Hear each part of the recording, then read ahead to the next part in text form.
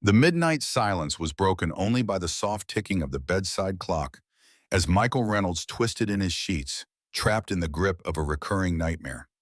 In his dream, he was once again in the passenger seat, the rain pelting against the windshield as Sarah drove them home from their anniversary dinner. He could see her smile, hear her laugh, and then the blinding headlights, the screech of tires on wet asphalt, and the deafening crash that changed everything. Michael bolted upright, his heart pounding against his ribs, the cotton t-shirt clinging to his sweat-soaked back. 3 years had passed since the accident took Sarah from him, but the dreams still came, especially on nights when the responsibilities of being both mother and father to their daughter felt overwhelming. A soft knock on the door drew his attention. 7-year-old Emily stood in the doorway, her teddy bear clutched to her chest, blonde curls framing her face in the dim light from the hallway. "Bad dream again, Daddy?" she asked, her voice small but steady. Michael pushed the damp hair from his forehead and nodded, making room on the bed as Emily climbed up beside him. She settled against his side with the natural ease of a child who had become accustomed to comforting as much as being comforted. "Mom is still here with us," Emily said, placing her small hand over Michael's heart. "Right here," she told me in my dreams. Michael wrapped his arm around his daughter, marveling at the wisdom that sometimes emerged from her. At moments like these, he could see Sarah in their daughter's eyes, in the thoughtful tilt of her head, in the way she seemed to understand things far beyond her years. "You're right, Em," he whispered, kissing the top of her head. "Your mom is always with us." They sat in comfortable silence until Emily's breathing slowed, signaling she had drifted back to sleep. Michael gently tucked her into his bed and watched her for a moment, the weight of responsibility pressing down on his shoulders. Tomorrow would bring another day of balancing the garage, bills, and being everything Emily needed. But for now, in the quiet darkness, he allowed himself to remember the life he once had and the one he was trying to build from its ashes.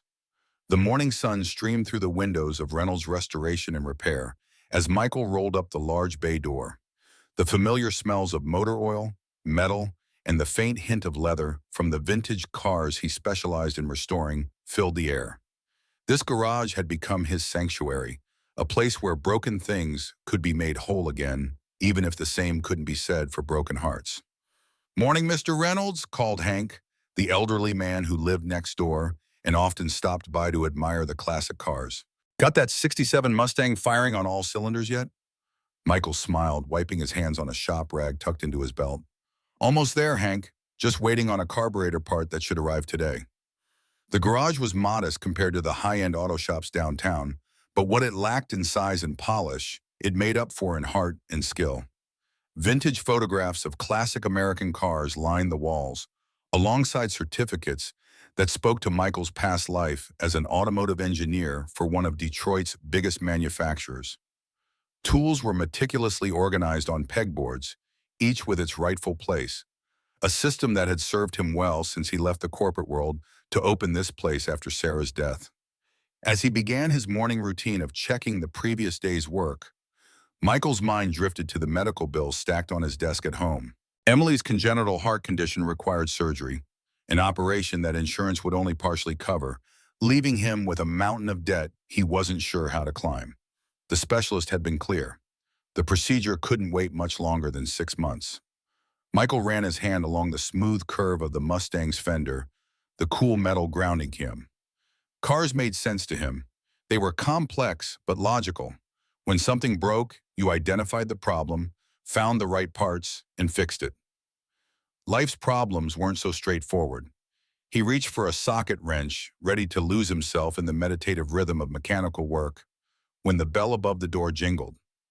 A man in an expensive suit entered, looking out of place among the grease and grime of the working garage. "Mr. Reynolds, I'm David Mercer, representing Westfield Developments."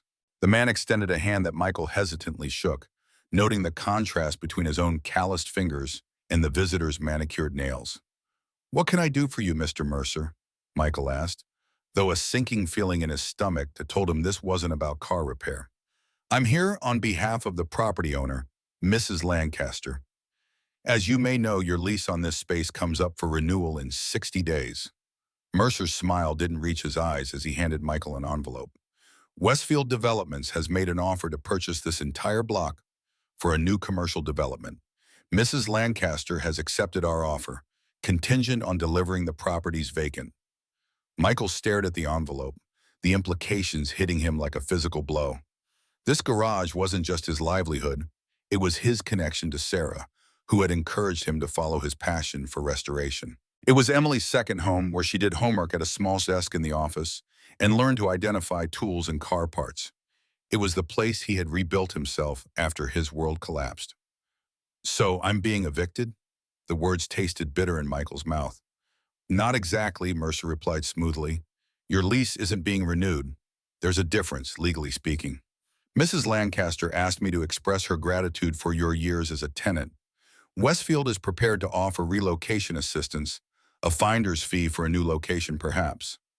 Michael opened the envelope to find formal notice of the lease termination, along with a glossy brochure showing renderings of a sleek, modern shopping center where his garage and the surrounding buildings currently stood. The plan showed no space for a small, independent auto shop amid the high-end boutiques and trendy restaurants. "I'll need some time to think about this," Michael said, fighting to keep his voice steady. "Of course," Mercer nodded, checking his watch. "You have 60 days, Mr. Reynolds. I suggest you use them wisely." With that, he left, the bell jingling with false cheerfulness in his wake. Michael slumped onto a nearby stool, the envelope clutched in his hand. As he set it down, his eyes fell on an old drawer he'd been meaning to clean out, one of many projects perpetually pushed to tomorrow. Something about Mercer's visit compelled him to open it now. Inside, beneath stacks of old invoices and parts catalogs, he found a yellow document with the faded emblem of Route 66. It was a property record he'd discovered when he first leased the place, but had forgotten about in the chaos of building his business. Michael examined it briefly before setting it aside, a problem for another day when the pressing reality of possibly losing his garage wasn't staring him in the face. Across town, in a sleek, high-rise office building that seemed worlds away from Michael's garage, Olivia Bennett sat at her glass desk, reviewing contracts with laser-focused attention.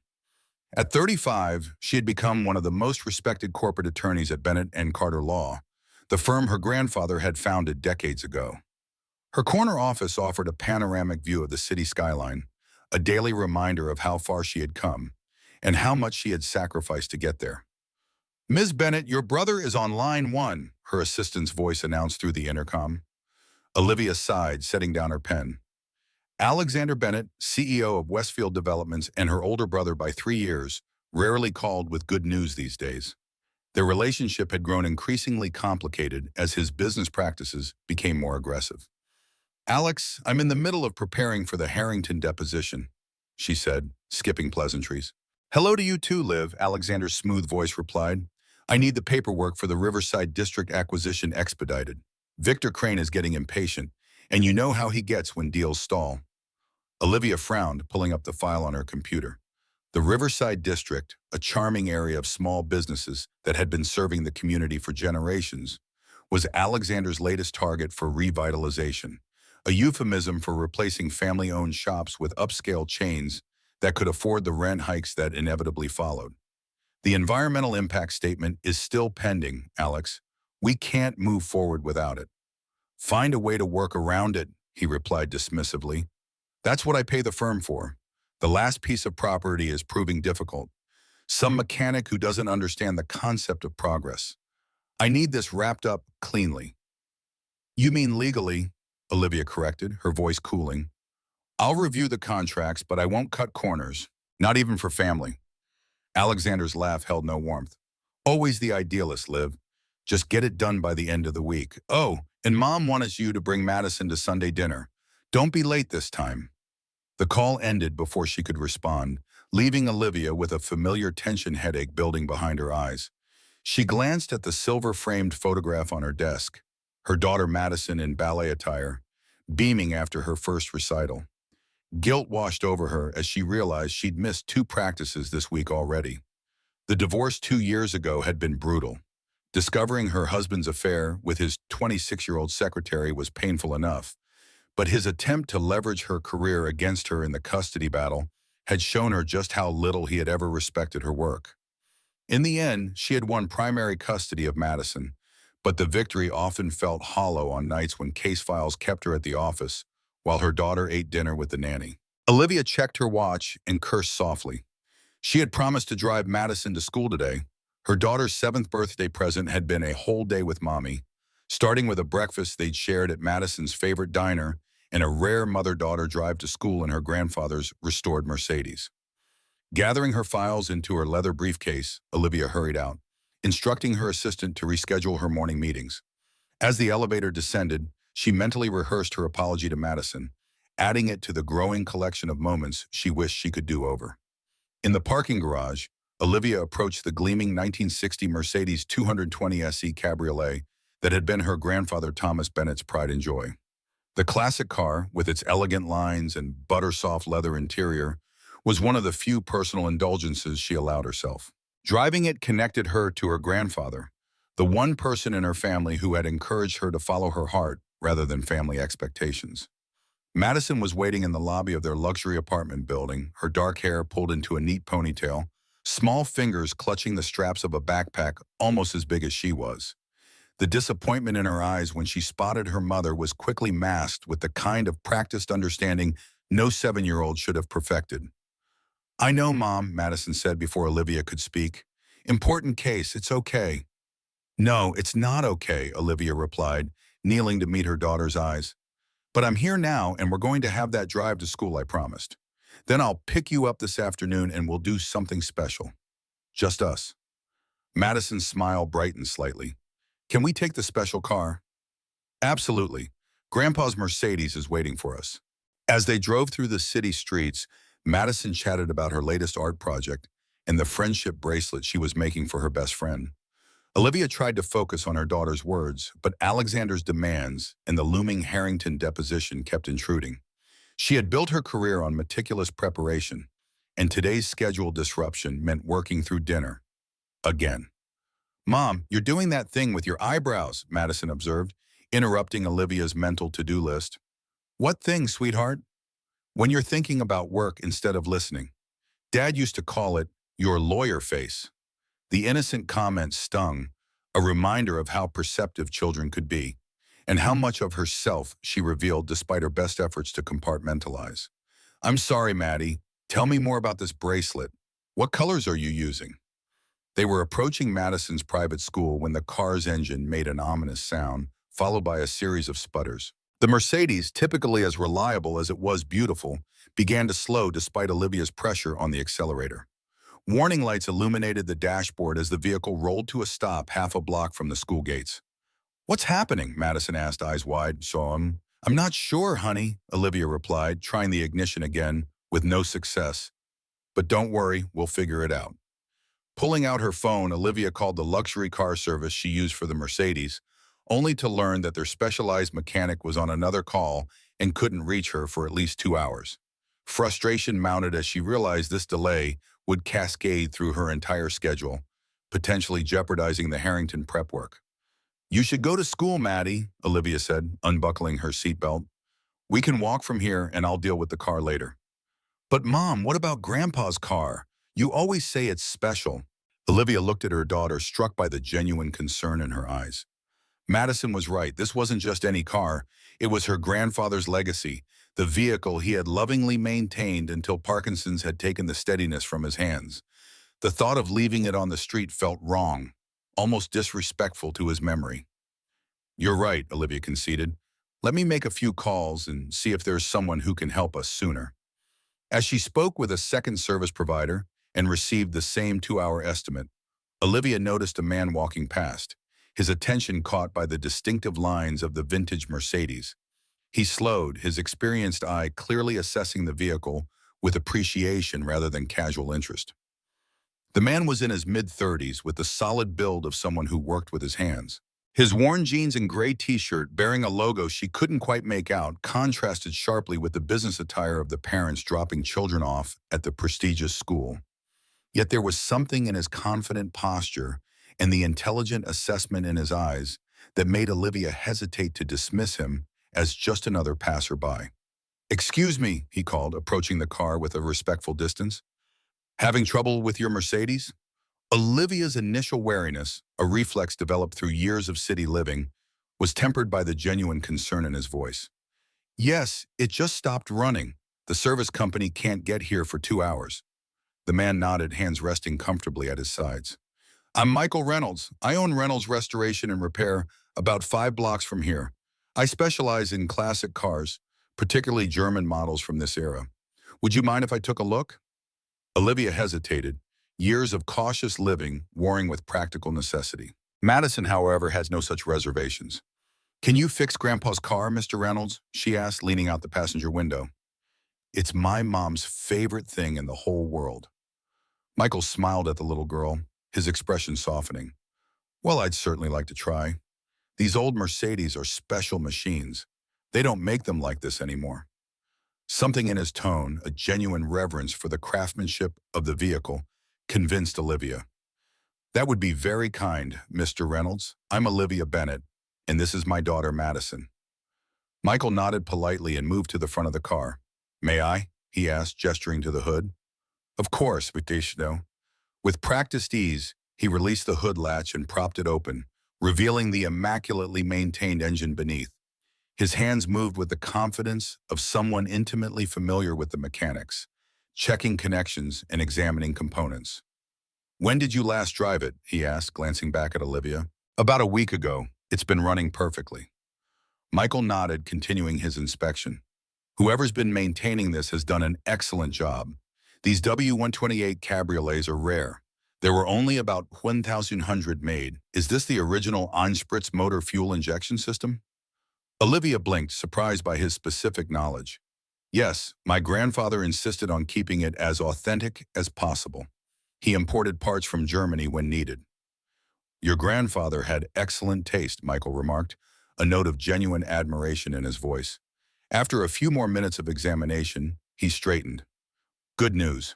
It's just a loose connection to the fuel pump. The vibration from driving probably jarred it free. I can have you running again in about 5 minutes if you'll allow me. Relief washed over Olivia. Please, go ahead. Madison watched with fascination as Michael retrieved a small tool pouch from his back pocket and set to work with efficient movements. His hands were strong and sure, moving with the precision of someone who understood exactly what they were doing. Do you fix a lot of cars, Mr. Reynolds? Madison asked, clearly impressed. Every day, Michael replied with a smile. It's what I love to do. My grandpa loved his car, Madison continued. Mom says he used to talk to it like it was a person. Michael chuckled. Smart man, these machines have personalities. You have to listen to them, understand what they're trying to tell you. He made a final adjustment and closed the hood with care. All right, Ms. Bennett, would you try starting it now? Olivia turned the key and the engine immediately roared to life, settling into the smooth purr that was so familiar and comforting. The relief on her face was evident as she looked up at Michael. Mr. Reynolds, you've saved our morning. What do I owe you for this rescue? Michael waved a hand dismissively. Nothing at all. It was a simple fix, and it's a privilege to work on a car like this. He paused, admiring the vehicle once more. If you'd like, I could give you my card. These older models sometimes need specialized attention that general service centers don't provide. I would appreciate that, Olivia replied, genuinely grateful. She checked her watch, realizing they were now running late. Madison, we need to get you to school. Can Mr. Reynolds come to dinner at our house? Madison asked suddenly, her expression bright with the unfiltered directness of childhood. To say thank you for fixing Grandpa's car. Olivia felt a flush of embarrassment at her daughter's forwardness. Madison, Mr. Reynolds is busy with his own work. We shouldn't impose. Michael seemed momentarily taken aback by the invitation, his eyes briefly meeting Olivia's before he smiled at Madison. That's very kind of you to offer, Madison. Your mom is right, though. I'm sure you both have busy schedules. Madison's face fell slightly. But Grandpa always said we should thank people properly when they help us, especially when it's something important. Michael and Olivia shared a look of mutual understanding, the kind that passes between adults navigating a child's earnestness. There was something in his eyes, a warmth perhaps, or a recognition, that made Olivia hesitate. Mr. Reynolds, she heard herself saying, Madison is right, we would be honored if you would join us for dinner sometime, as a proper thank you. The invitation surprised them both, bridging the clear social divide between them. Michael in his work clothes with grease-stained hands, and Olivia in her tailored suit and pearls, representatives of worlds that rarely intersected meaningfully. "This car was my grandfather's pride and joy," Olivia continued, finding herself wanting to explain. "He left it to me when he passed away last year. It's one of the few things I have that connects me to him. So this wasn't just any repair. It means a great deal to me." Michael nodded, understanding flickering in his eyes.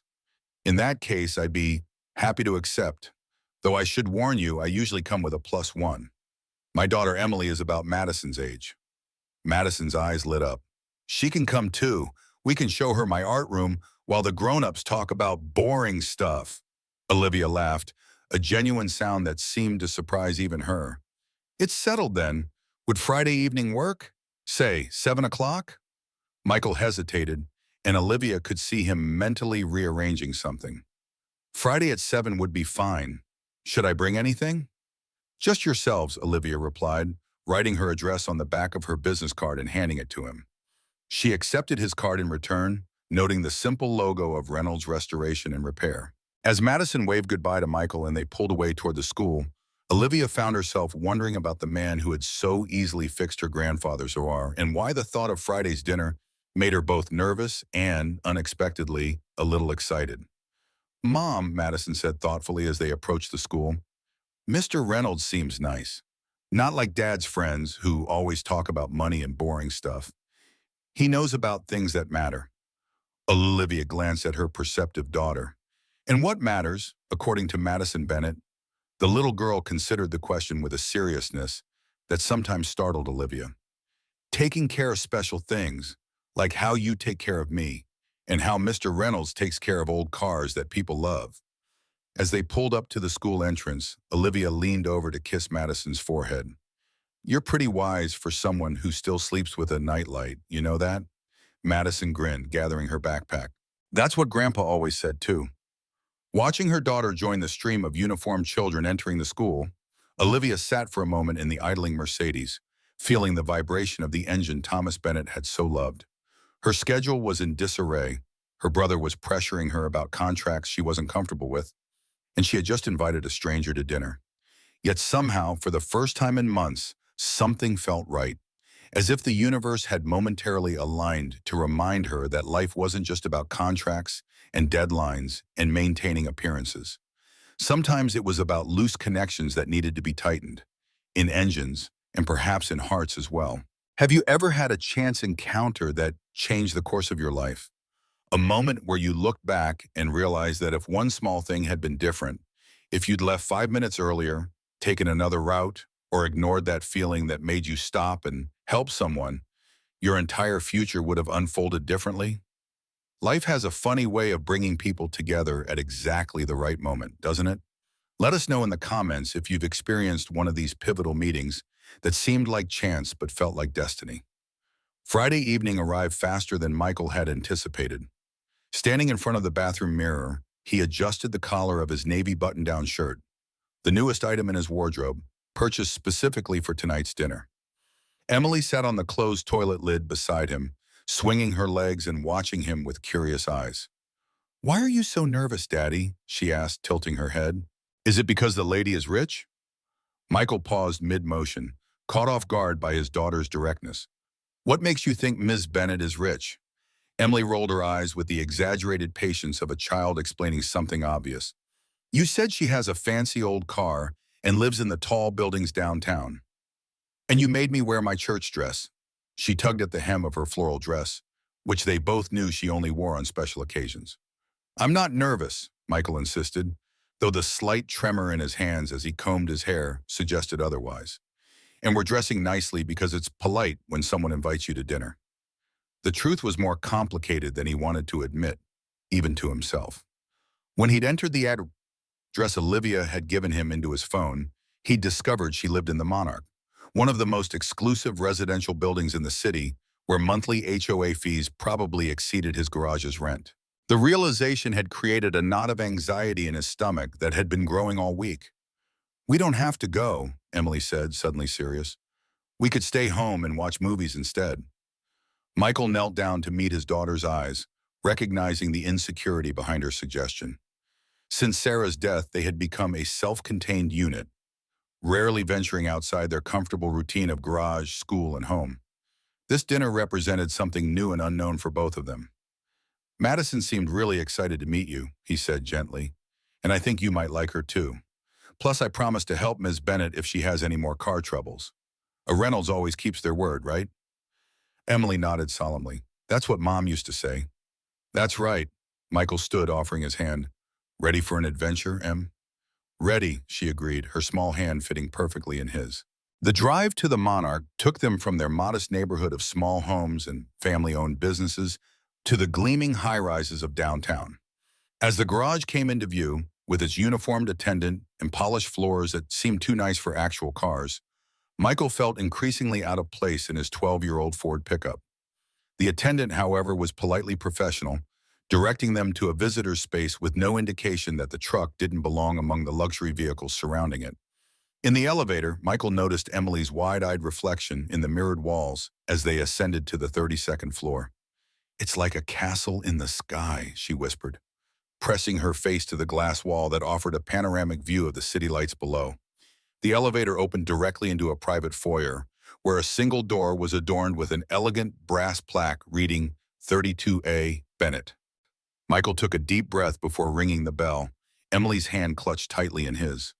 The door swung open to reveal Madison, her face bright with excitement.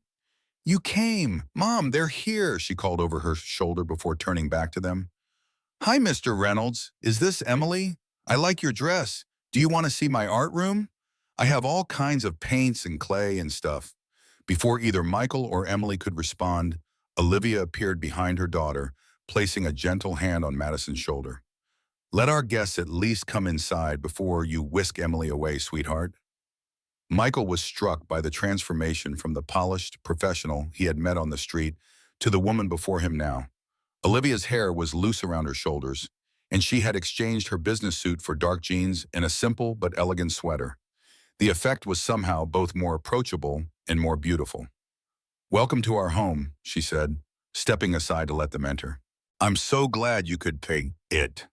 The apartment was exactly as impressive as Michael had feared. Open concept and spacious, with floor-to-ceiling windows showcasing the city skyline. The decor was tasteful and clearly expensive, with original artwork adorning the walls and designer furniture arranged in perfect harmony. Yet there were also touches that spoke of a home rather than a showplace. Children's drawings magnetized to the refrigerator, a well-loved teddy bear forgotten on the sofa, books stacked on coffee tables. Your home is beautiful, Michael said, handing Olivia the bottle of wine he had agonized over selecting. It had been the most expensive one he'd ever purchased, though he suspected it was probably mid-range by her standards. Thank you, Olivia replied, accepting the wine with a genuine smile. And thank you for this. It's one of my favorites, actually. Michael couldn't tell if she was being truthful or just polite, but her warmth seemed authentic. As she invited them further inside, Emily remained partially hidden behind him, her natural shyness reasserting itself in the unfamiliar environment. Madison, however, was not deterred. She approached Emily directly, extending a hand in a gesture that seemed charmingly adult for a 7-year-old. I'm Madison. Do you like to draw? I have some new markers that make sparkly lines. Emily glanced up at Michael, who gave her an encouraging nod. I do like drawing, she said softly, especially cars. My dad teaches me about all the parts. Madison's eyes widened with interest. Really? That's so cool. I only know about my grandpa's car because it's special. Come on, I'll show you my art supplies and you can teach me how to draw cars. The girls disappeared down a hallway, Emily's initial hesitation apparently forgotten in the face of Madison's enthusiastic welcome. Madison has been talking about your visit all week, Olivia said, leading Michael toward the kitchen area where delicious aromas suggested dinner was well underway. I hope you like Italian. I made my grandfather's lasagna recipe. You cooked? Michael asked, then immediately regretted the surprise in his voice. I mean, Olivia laughed, a genuine sound that softened her features. You're wondering if the corporate lawyer who drives a vintage Mercedes knows how to cook? Fair question. The answer is yes, but not as often as I'd like. Cooking was my escape during law school. something tangible and satisfying when everything else was theoretical and stressful. I understand that, Michael replied, relaxing slightly. That's part of why I love restoration work. At the end of the day, there's something real to show for your efforts. As Olivia checked on the lasagna, Michael found his attention drawn to a collection of framed photographs on a nearby shelf. Among family portraits and vacation scenes was a black and white image of a distinguished older man standing proudly beside the same Mercedes he had repaired earlier that week. "Is this your grandfather?" he asked. Olivia joined him, a fond smile touching her lips. "Yes, that's Thomas Bennett with his beloved car. He bought it the year I was born and kept it in perfect condition until Parkinson's made it impossible for him to drive anymore. He taught me to appreciate craftsmanship and the value of taking care of things that matter." "He sounds like a wise man," Michael said, studying the photograph more closely. Something about the background looked vaguely familiar. An old filling station with a distinctive sign, but he couldn't place it. "He was," Olivia replied, a hint of sadness in her voice. "He built Bennett and Carter Law from nothing, but he never let success change his values. He used to say that contracts might make you rich, but character makes you wealthy." She paused, seeming to catch herself. "Sorry, I don't usually get so sentimental with people I've just met." "Don't apologize," Michael said. "It's nice to hear about someone who understood the difference between price and value. That's getting rare these days." Their conversation was interrupted by the oven timer, and Olivia returned to the kitchen while Michael continued exploring the living room. On a side table, he noticed a stack of legal documents, the top page bearing the letterhead of Bennett and Carter Law and the title, Riverside District Acquisition, Phase 3. His blood ran cold as he recognized the project name, the very development threatening his garage. Before he could process this discovery, Olivia called him to dinner. The dining table had been set with care, and the girls were already seated, Madison explaining the finer points of her school's art program to an attentive Emily. Throughout dinner, Michael found himself torn between enjoying the evening and wrestling with the knowledge that Olivia might be involved in the project that could destroy everything he had built. The lasagna was delicious, the conversation flowed easily, and watching Emily come out of her shell with Madison was a joy he hadn't anticipated. Yet the shadow of that document loomed over his thoughts. "Mr. Reynolds, did you always want to fix cars?" Madison asked during a lull in conversation, her head tilted inquisitively. The question pulled Michael back to the present. "Actually, I started out designing them. I was an automotive engineer for Griffin Motors in Detroit before I opened my restoration shop." "Really?"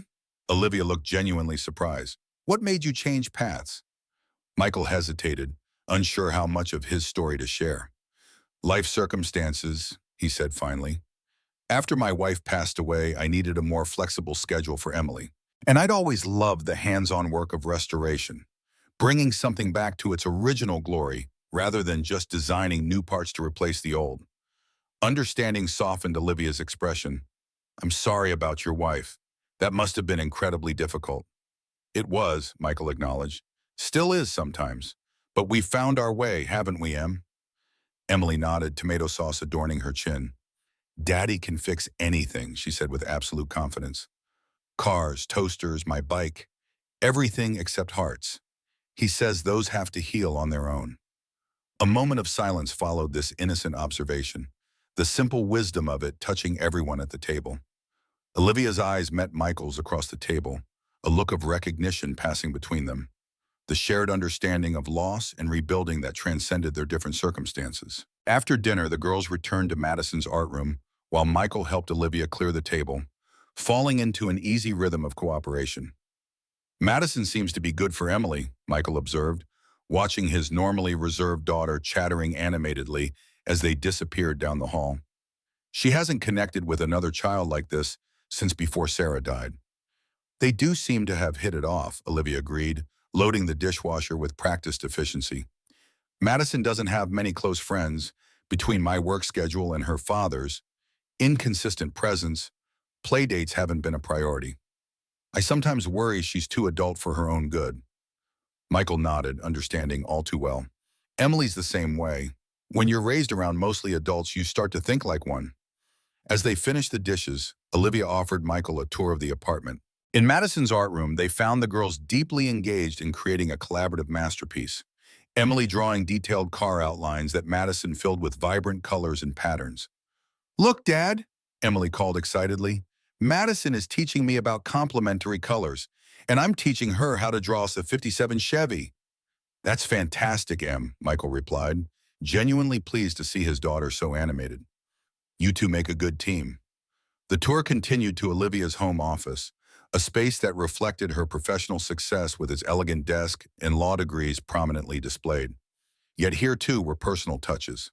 More family photos, a child's clay handprint paperweight, a colorful paperclip holder clearly made in an art class. "I try to keep work and home separate," Olivia explained, "but the lines blur when you're a single parent. Sometimes this office is the only reason I can be home for dinner instead of at the firm until midnight." As they returned to the living room, Michael's attention was again drawn to the documents he had noticed earlier. This time, Olivia followed his gaze. "Work follows me everywhere," she said apologetically, gathering the papers into a neater stack. "Even on Friday nights." Michael hesitated, then decided directness was the only honest approach. "Is that the Westfield Developments project? The Riverside District acquisition?" Surprise registered on Olivia's face. "Yes, it is. How did you—" "My garage is in the Riverside District," Michael said quietly. "I received notice that my lease won't be renewed because Westfield is buying the entire block."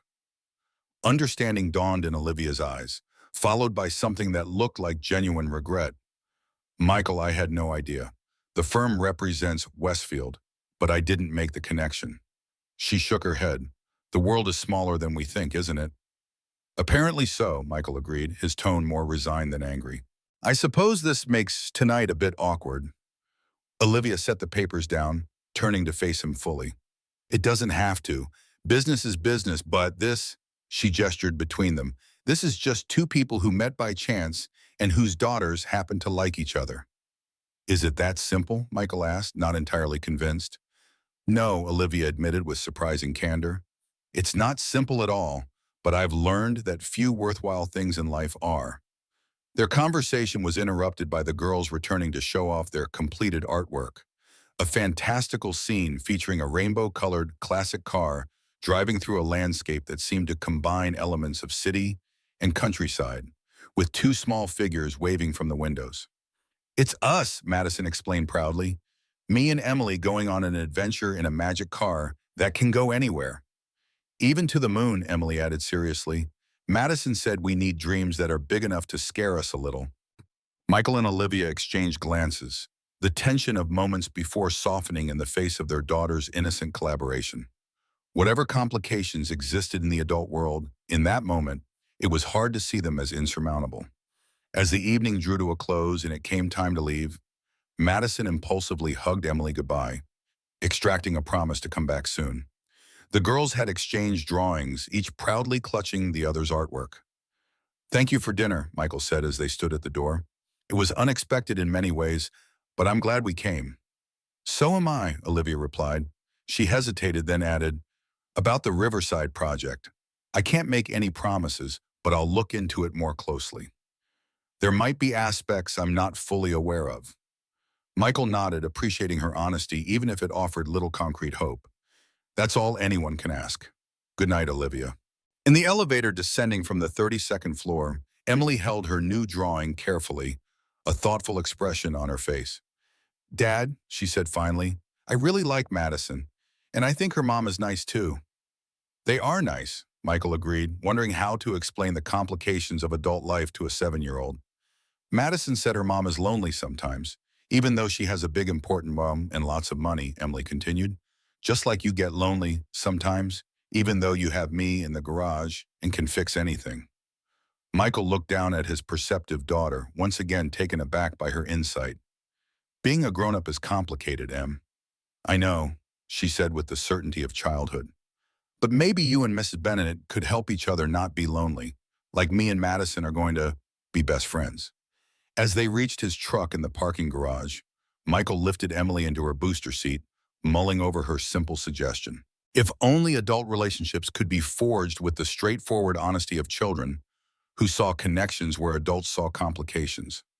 The following Tuesday found Michael beneath a 1965 Jaguar E-Type, troubleshooting a persistent oil leak, when the familiar bell above the door jingled.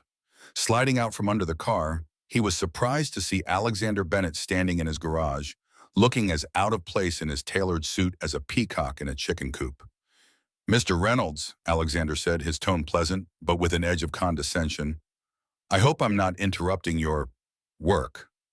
Michael wiped his hands on a shop rag, taking his time before responding. "What can I do for you, Mr. Bennett?" Alexander raised an eyebrow, clearly surprised to be recognized. "You know who I am?" "Westfield Development CEO. Your name was on the notice about my lease." Michael gestured to a stool. "Would you like to sit down?" "No, thank you. This won't take long." Alexander glanced around the garage with the calculated assessment of someone valuing property rather than appreciating craftsmanship. "I understand you have met my sister, Olivia." So that was it. Michael felt a cold certainty settle in his stomach. "I have. She was kind enough to invite my daughter and me to dinner after I helped her with car trouble." Alexander's smile didn't reach his eyes. "Yes, our grandfather's Mercedes. She mentioned that. She's always been sentimental about that car." He paused, studying Michael. "I'll be direct, Mr. Reynolds. I'm here because I believe in fair dealings, boys. Your lease situation is unfortunate but inevitable. Progress requires change, and this neighborhood is overdue for revitalization." "Revitalization," Michael repeated, the corporate euphemism tasting bitter. "Is that what you call replacing family businesses with chain stores?" Alexander's expression hardened slightly. "I call it economic development, but I'm not here to debate urban planning with you. I'm here to make you an offer." He removed an envelope from his inside pocket. "Westfield is prepared to compensate you generously for the inconvenience of relocation. This check represents 6 months of your current rent, plus a finder's fee for a new location. All we ask in return is that you vacate within 30 days instead of 60. Michael didn't take the envelope. "And if I'm not interested in relocating?" "Everyone has a price, Mr. Reynolds," Alexander said smoothly. "If this offer isn't sufficient, perhaps we can negotiate. But I should be clear, this is a courtesy, not a requirement. Your lease is ending regardless." "My garage isn't just a business," Michael replied, keeping his voice even. "It's my daughter's future. It's my connection to my late wife. Some things don't have a price tag." Alexander's expression shifted to something like pity. "Noble sentiments, but impractical. Sentimentality doesn't pay bills or provide security." He set the envelope on a nearby workbench. "Think about it, Mr. Reynolds. Think about what's best for your daughter in the long run." As Alexander turned to leave, he paused, his back to Michael. "One more thing. My sister has always had a soft spot for underdogs. It's an admirable quality in a person, but a liability in an attorney. Whatever connection you think you might have formed with her, remember that she's a Bennett. She understands where her loyalties ultimately lie." With that parting shot, Alexander left, the bell jingling with jarring cheerfulness in his wake. Michael stared at the envelope for a long moment before picking it up. The amount written on the check inside was substantial, enough to cover Emily's medical bills and still have a cushion for starting over somewhere else. It was tempting in a way that made him uncomfortable, a clean solution to his most pressing problems. But as he looked around the garage, at the vintage cars in various stages of restoration, at the tools organized just the way he liked them, at Emily's small desk in the corner where she did homework after school, Michael knew he couldn't simply walk away. This place wasn't just where he worked. It was where he had rebuilt himself after losing Sarah, where Emily had learned to smile again, where they had forged a new life from the wreckage of their old one. Some things, as he had told Alexander, didn't have a price tag. The question was whether he could afford to stand by that principle when Emily's health and future hung in the balance. Michael's mind was racing as he drove Emily to school the next morning. The weight of Alexander Bennett's envelope sat heavily in his pocket, a solution and a surrender all at once. The practicality of accepting the offer warred with his instinct to fight for what he had built. "Dad, you're being quiet again," Emily observed, her small hands fidgeting with the straps of her backpack. "Is it about the garage?" Michael glanced at his daughter, continually amazed by her perceptiveness. "Yeah, Em, just thinking about some grown-up stuff." "Is it because of Madison's uncle? The one who wants to build new stores where our garage is?" He shouldn't have been surprised that she had pieced it together. Emily had always been observant, catching snippets of adult conversations and assembling them into remarkably accurate conclusions. Something like that, Michael admitted, pulling up to the school drop-off lane. But don't worry about it, okay? That's my job. Emily studied him with eyes that sometimes seemed decades older than her 7 years. Mom always said worries are lighter when you share them. Maybe you should talk to Madison's mom. She's a lawyer and she knows about fixing problems. The innocent suggestion hung between them as they reached the front of the drop-off line. Michael leaned over to kiss Emily's forehead. Have a good day, sweetheart.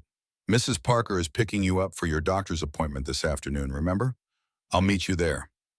Emily nodded, climbing out of the truck. Before closing the door, she turned back with a solemn expression. Dad, sometimes the things that need fixing aren't cars or garages. Sometimes they're the hard choices we have to make. That's what Mom would say. With that, she closed the door and joined the stream of children heading into the school, leaving Michael staring after her, once again humbled by the wisdom that occasionally emerged from his daughter's mouth, echoes of Sarah that both comforted and ached. As he pulled away from the school, Michael found himself taking a different route back to the garage, one that led past the gleaming high-rise where Olivia worked. He hadn't planned it, but as the building came into view, Emily's words echoed in his mind. Perhaps talking to Olivia wasn't such a bad idea after all. Not as a romantic prospect, which he firmly told himself wasn't on his radar, but as someone who might understand the legal complexities he was facing. Without giving himself time to reconsider, Michael parked in the visitors section of the building's garage and made his way to the lobby. The security guard at the desk eyed his work clothes with barely concealed skepticism. I'm here to see Olivia Bennett at Bennett & Carter, Michael said, suddenly aware of how out of place he must look in this temple of corporate success. Do you have an appointment, sir? The guard's tone suggested he already knew the answer. No, but Ms. Bennett is in meetings all morning. You're welcome to leave a message. The guard slid a visitor's log toward him, clearly expecting Michael to give up and leave. Instead, Michael wrote his name and Reynolds Restoration and Repair on the log, adding, Re Mercedes 220 SC Maintenance beside it. Could you please let her know I stopped by? It's about her grandfather's car. Something in his tone must have registered with the guard, who nodded reluctantly. I'll see that she gets the message, Mr. Reynolds. Michael thanked him and left, knowing the odds of his message making it through the layers of gatekeepers were slim. Still, he had made an effort, which was more than he had planned to do when he woke up that morning. Back at the garage, Michael threw himself into work, losing track of time as he meticulously rebuilt the carburetor for a 1958 Corvette. The familiar process of disassembly, cleaning, and reassembly had always been meditative for him, a way to quiet the noise in his head and focus on something he could control. The bell above the door jingled mid-afternoon, pulling him from his mechanical trance. Looking up, he was surprised to see Olivia standing in the entrance, her business attire a stark contrast to the working garage around her. I got your message, she said by way of greeting. The Mercedes is running perfectly, so I'm guessing that wasn't really why you came by. Michael set down his tools and wiped his hands. No, it wasn't, he admitted, though I am glad to hear it's running well. Olivia nodded, glancing around the garage with genuine interest. Unlike her brother, who had assessed the space as a property to be acquired, she seemed to be appreciating it for what it was, a place of craft and care. Your brother paid me a visit yesterday, Michael said, deciding directness was the best approach. He made a generous offer for me to vacate early. I see. Olivia's expression remained neutral, but a slight tightening around her eyes suggested this wasn't news she welcomed. And you wanted to talk to me about it? Actually, I'm not sure why I came by, Michael admitted. It was an impulse. Emily suggested I talk to you. She thinks because you're a lawyer, you might understand the situation better than I do. A small smile touched Olivia's lips. Emily gives me too much credit. Corporate law is a bit different from property disputes. She hesitated, then asked, May I sit down? Michael gestured to the small customer waiting area, which consisted of a worn leather sofa and a coffee table perpetually covered in automotive magazines. As they sat, the vast difference in their worlds was thrown into sharp relief. Olivia, in her tailored suit, perched somewhat uncomfortably on his oil-stained sofa. I should be up front, she said after a moment. I can't discuss the details of Westfield's project with you. Attorney-client privilege. I understand, Michael replied, though disappointment settled in his chest. That said, Olivia continued, surprising him, I'm not directly involved in the Riverside acquisition. It's Alexander's pet project, and I've been focused on other cases. What I do know is that my brother can be single-minded when it comes to business. That's one way to put it, Michael said dryly. Olivia's expression softened. I'm sorry about your garage, Michael. Truly. Places like this, she gestured around them, they have value beyond the bottom line. My grandfather understood that. He always said that craftsmanship was becoming a lost art in a world obsessed with the newest, shiniest things. Your grandfather sounds like my kind of person, Michael commented. It's ironic that his legacy is now being used to eliminate places like this. The observation hung between them, a truth neither could deny. Olivia looked troubled, and Michael regretted the bluntness of his words. I'm sorry, he said. That wasn't fair. You're not responsible for your brother's business decisions. Maybe not directly, she conceded, but I am part of the firm that's facilitating them. That makes me complicit, whether I like it or not. She straightened her shoulders, a professional mask slipping back into place. I should get back to the office. I have a deposition in an hour. As she stood to leave, Michael found himself reluctant to end the conversation. Would you and Madison like to come by the garage sometime? He asked impulsively. Emily would love to see her again, and I could show Madison some basics about how cars work. She seemed interested when we talked about it at dinner. The invitation seemed to catch Olivia off guard, but a genuine smile spread across her face. Madison would love that. She hasn't stopped talking about Emily since Friday.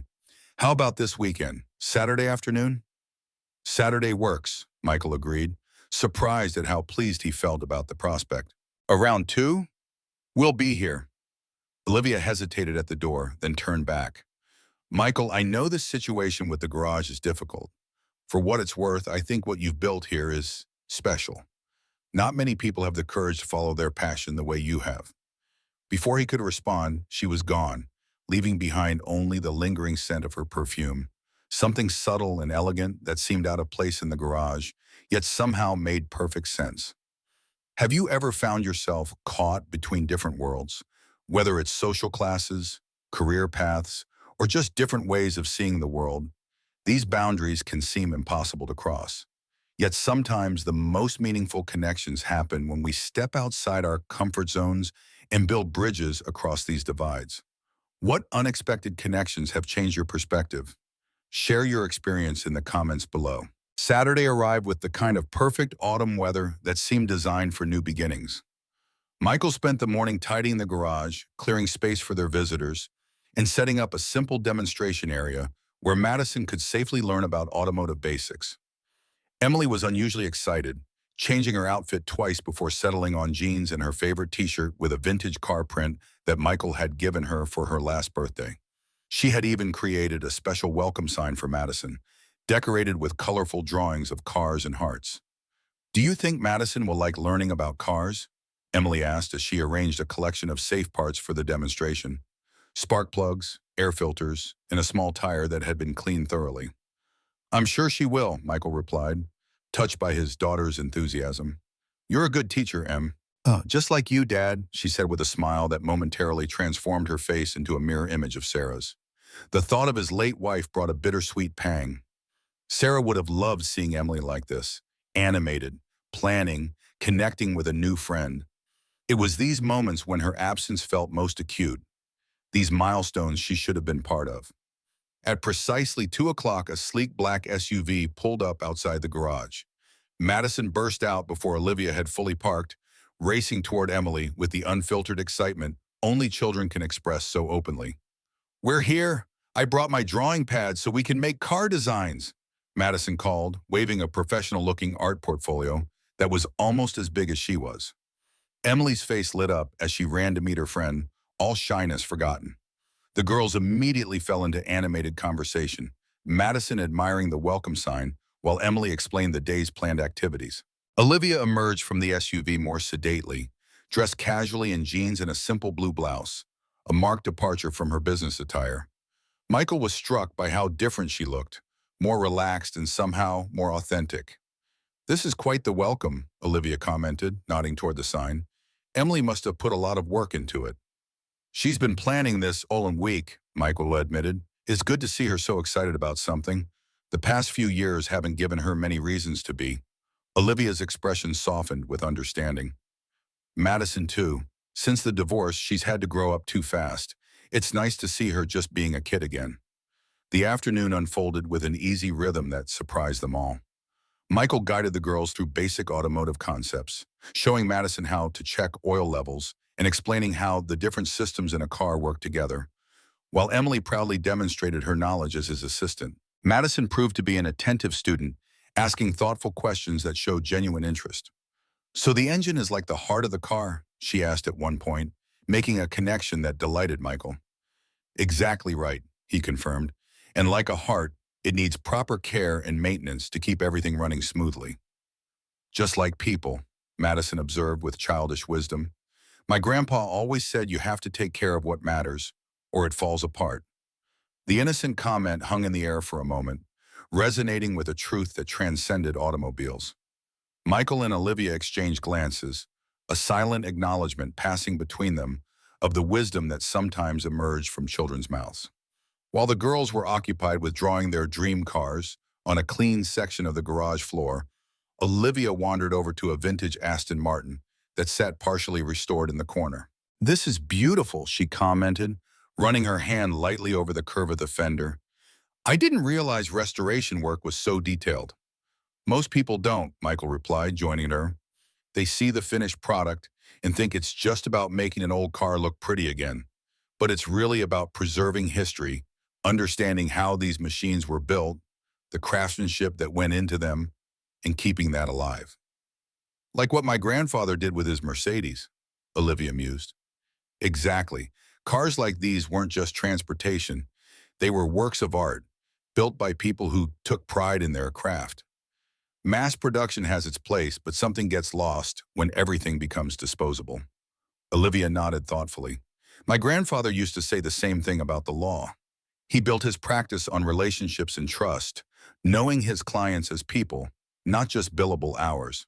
The firm has grown so much since then, sometimes I wonder if we've lost sight of his original vision." The parallel wasn't lost on Michael, but before he could respond, his phone rang. The screen showed the hospital's number, sending a jolt of concern through him. "Excuse me, I need to take this," he said, stepping away. The brief conversation left him with a furrowed brow and tight shoulders as he returned to Olivia. "Everything okay?" she asked, clearly noting his change in demeanor. "That was Emily's cardiologist," Michael explained quietly, ensuring the girls couldn't overhear. "They've had a cancellation and can move up her surgery to next month, but they need a larger deposit than I was expecting. I'll figure it out, but—" He trailed off, the reality of his financial situation weighing heavily. Olivia's expression shifted to one of concern. "I didn't realize Emily needed surgery. Is it serious?" Michael hesitated, then nodded. "Congenital heart defect. She's been managing with medication, but the doctors say she needs the procedure before she turns 8. The timing with everything else is just—" He gestured vaguely, encompassing the garage, the Westfield situation, and all the complications entangled with them. "I'm so sorry, Michael," Olivia said, genuine empathy in her voice. "If there's anything I can do—" "Thanks, but we'll manage," he interrupted, uncomfortable with accepting sympathy. "We always do." Their conversation was cut short by excited calls from the girls, who wanted to show off their collaborative design, a futuristic car that somehow combined elements of a classic Mustang with what appeared to be rocket boosters and butterfly doors. "It runs on imagination," Madison explained proudly, "and it has special seats that can fly out and turn into beds if you get tired." "Very practical," Michael commented with a straight face, which sent both girls into fits of giggles. The afternoon passed quickly, and as the time came for Olivia and Madison to leave, there was a reluctance on all sides to end the day. The girls extracted promises from each other to meet again soon, while Michael and Olivia exchanged awkward but sincere thanks for the afternoon. As Olivia buckled Madison into the SUV, Michael noticed a sleek black sedan parking across the street. The driver's window lowered slightly, revealing Alexander Bennett's distinctive profile. The older Bennett sibling watched the scene for a long moment before driving away without acknowledging them. Michael chose not to mention the sighting to Olivia, not wanting to cast a shadow over what had been a pleasant day. But as he watched her drive away, he couldn't shake the feeling that their worlds were colliding in ways that would eventually force difficult choices for them both. The following Wednesday brought rain, a steady, penetrating drizzle that seemed to mirror Michael's darkening mood. The hospital had called again, confirming Emily's surgery date and gently but firmly reminding him about the required deposit. Alexander's envelope sat in his desk drawer, the solution it offered growing more tempting with each passing day. Michael was so absorbed in his thoughts that he nearly missed the tall figure entering the garage, rain dripping from an expensive overcoat. "Mr. Reynolds," Victor Crane's voice cut through the garage's ambient noise like a blade. "I hope I'm not interrupting." Michael straightened, immediately on guard. Victor Crane's reputation preceded him, a ruthless investor known for acquiring properties at rock-bottom prices from desperate sellers, then flipping them for massive profits. That he was Alexander Bennett's partner in the Riverside development was telling. "Mr. Crane," Michael acknowledged, wiping his hands. "What can I do for you?" Crane surveyed the garage with calculating eyes. Unlike Alexander's condescension or Olivia's appreciation, Crane's gaze held only cold assessment, the look of a predator evaluating prey. "I'll be direct, Reynolds. Alexander tells me you're hesitant about our relocation offer. I'm here to sweeten the deal." He removed an envelope from his coat, thicker than Alexander's had been. "Double the original offer with an additional allowance for medical expenses. Alexander mentioned your daughter's condition." The casual reference to Emily's health sent a chill through Michael that had nothing to do with the damp weather. "My daughter's medical situation is private," he said stiffly. Crane shrugged, unperturbed. "Business is about information, Reynolds. The more you know, the better position you are to make an offer that can't be refused." He placed the envelope on the workbench. "I understand your attachment to this place, but sentimentality is a luxury few can afford when a child's health is at stake." The calculated nature of the offer, timed precisely when Michael's financial concerns for Emily were most pressing, felt manipulative and invasive. Yet the amount would solve his most immediate problems, including Emily's surgery and a cushion for starting over elsewhere. "Why the urgency?" Michael asked, not touching the envelope. "The development can't break ground until all properties are vacated, and my lease still has weeks to run." Something flickered in Crane's expression. Annoyance, perhaps, or surprise that Michael understood the leverage he still held. "Let's just say there are investors with timelines that don't accommodate delays. Consider this motivation to make the right decision quickly." "And if I don't?" Crane's smile didn't reach his eyes. "I'm a businessman, Reynolds. I always have contingency plans." He gestured around the garage. "Fire codes are tricky things in old buildings like this. Health department inspections can be rigorous. Licensing requirements change. The cost of fighting these battles can add up quickly, money that might be better spent on more important priorities." The implied threat hung in the air between them. Michael's hands clenched involuntarily at his sides, anger burning through his veins. "Are you threatening me, Mr. Crane?" "Not at all," Crane replied smoothly. "Just outlining business realities. Think of it as a friendly warning from someone who's seen how these situations typically play out." He checked his watch, a timepiece that probably cost more than Michael's annual rent. "I'll give you until Friday to consider the offer. After that, it expires and we move to alternative approaches." With that, he left, the bell above the door jingling discordantly in his wake. Michael stared at the envelope, the temptation it represented now tainted by the manner of its offering. Taking it felt like surrendering not just his garage, but something more fundamental: his dignity, his principles, the example he wanted to set for Emily. Yet refusing it meant continuing to face mounting medical bills with dwindling resources, all while fighting to save a garage that might be lost regardless. For the first time since Sarah's death, Michael felt truly cornered, with no clear path forward that didn't require sacrificing something essential. The ringing of his phone provided a welcome distraction. Expecting the hospital again, he was surprised to see Olivia's name on the screen. "Michael, I hope I'm not interrupting." Her voice came through, professional but with an undercurrent of urgency. "Not at all," he replied, trying to shake off the lingering unease from Crane's visit. "What can I do for you?" "I need to talk to you about the Riverside development. Not over the phone, Are you free for coffee? There's a place called Molly's about a block from your garage. The request surprised him. I can be there in 20 minutes. Is everything okay? I'm not sure, Olivia answered cryptically, but I think you should hear what I've found. 30 minutes later, Michael sat across from Olivia in a corner booth at Molly's, a cozy cafe that had somehow survived the neighborhood's gradual transition. Rain streaked the windows, creating a cocoon of privacy around their conversation. Olivia looked different, not just because she was in casual clothes, having apparently left work early, but because of the tension evident in her posture. She had a leather portfolio open before her, filled with documents she'd been reluctantly showing him. I shouldn't be doing this, she said, voice low despite the cafe's ambient noise. Attorney-client privilege and all that. But after what I found, I couldn't just sit on it. What she'd found was troubling. Evidence suggesting that Westfield had been using questionable tactics to acquire properties in the Riverside district, pressure on elderly owners, misleading information about property values, and in some cases what appeared to be deliberate building code violations filed against holdout businesses. When you mentioned Victor Crane was involved, I started digging, Olivia explained. He has a history of these tactics, nothing that's crossed the line into outright illegality, but definitely in ethical gray areas. And your brother? Michael asked quietly. Olivia's expression tightened.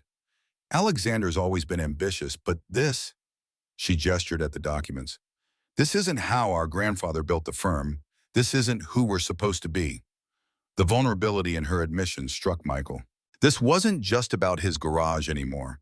It was about Olivia confronting uncomfortable truths about her family and her own role in their business practices. What does this mean for the development? He asked. Legally? Not much, unfortunately. These tactics are unethical but carefully crafted to avoid crossing lines that would lead to serious consequences. She hesitated, then added, but I've scheduled a meeting with Alexander tomorrow. I'm going to confront him about what I've found. Michael felt a surge of concern.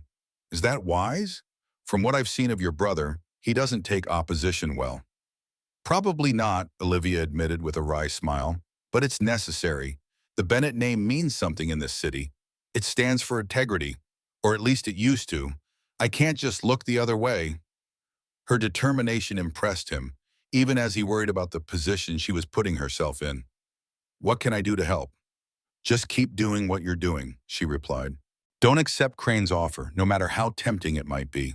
Give me time to work on Alexander, and he's not a bad person, just misguided in his priorities. Michael wasn't as confident in Alexander's redemption potential, but he appreciated Olivia's loyalty to her family despite her concerns. It spoke to a strength of character that he found increasingly admirable.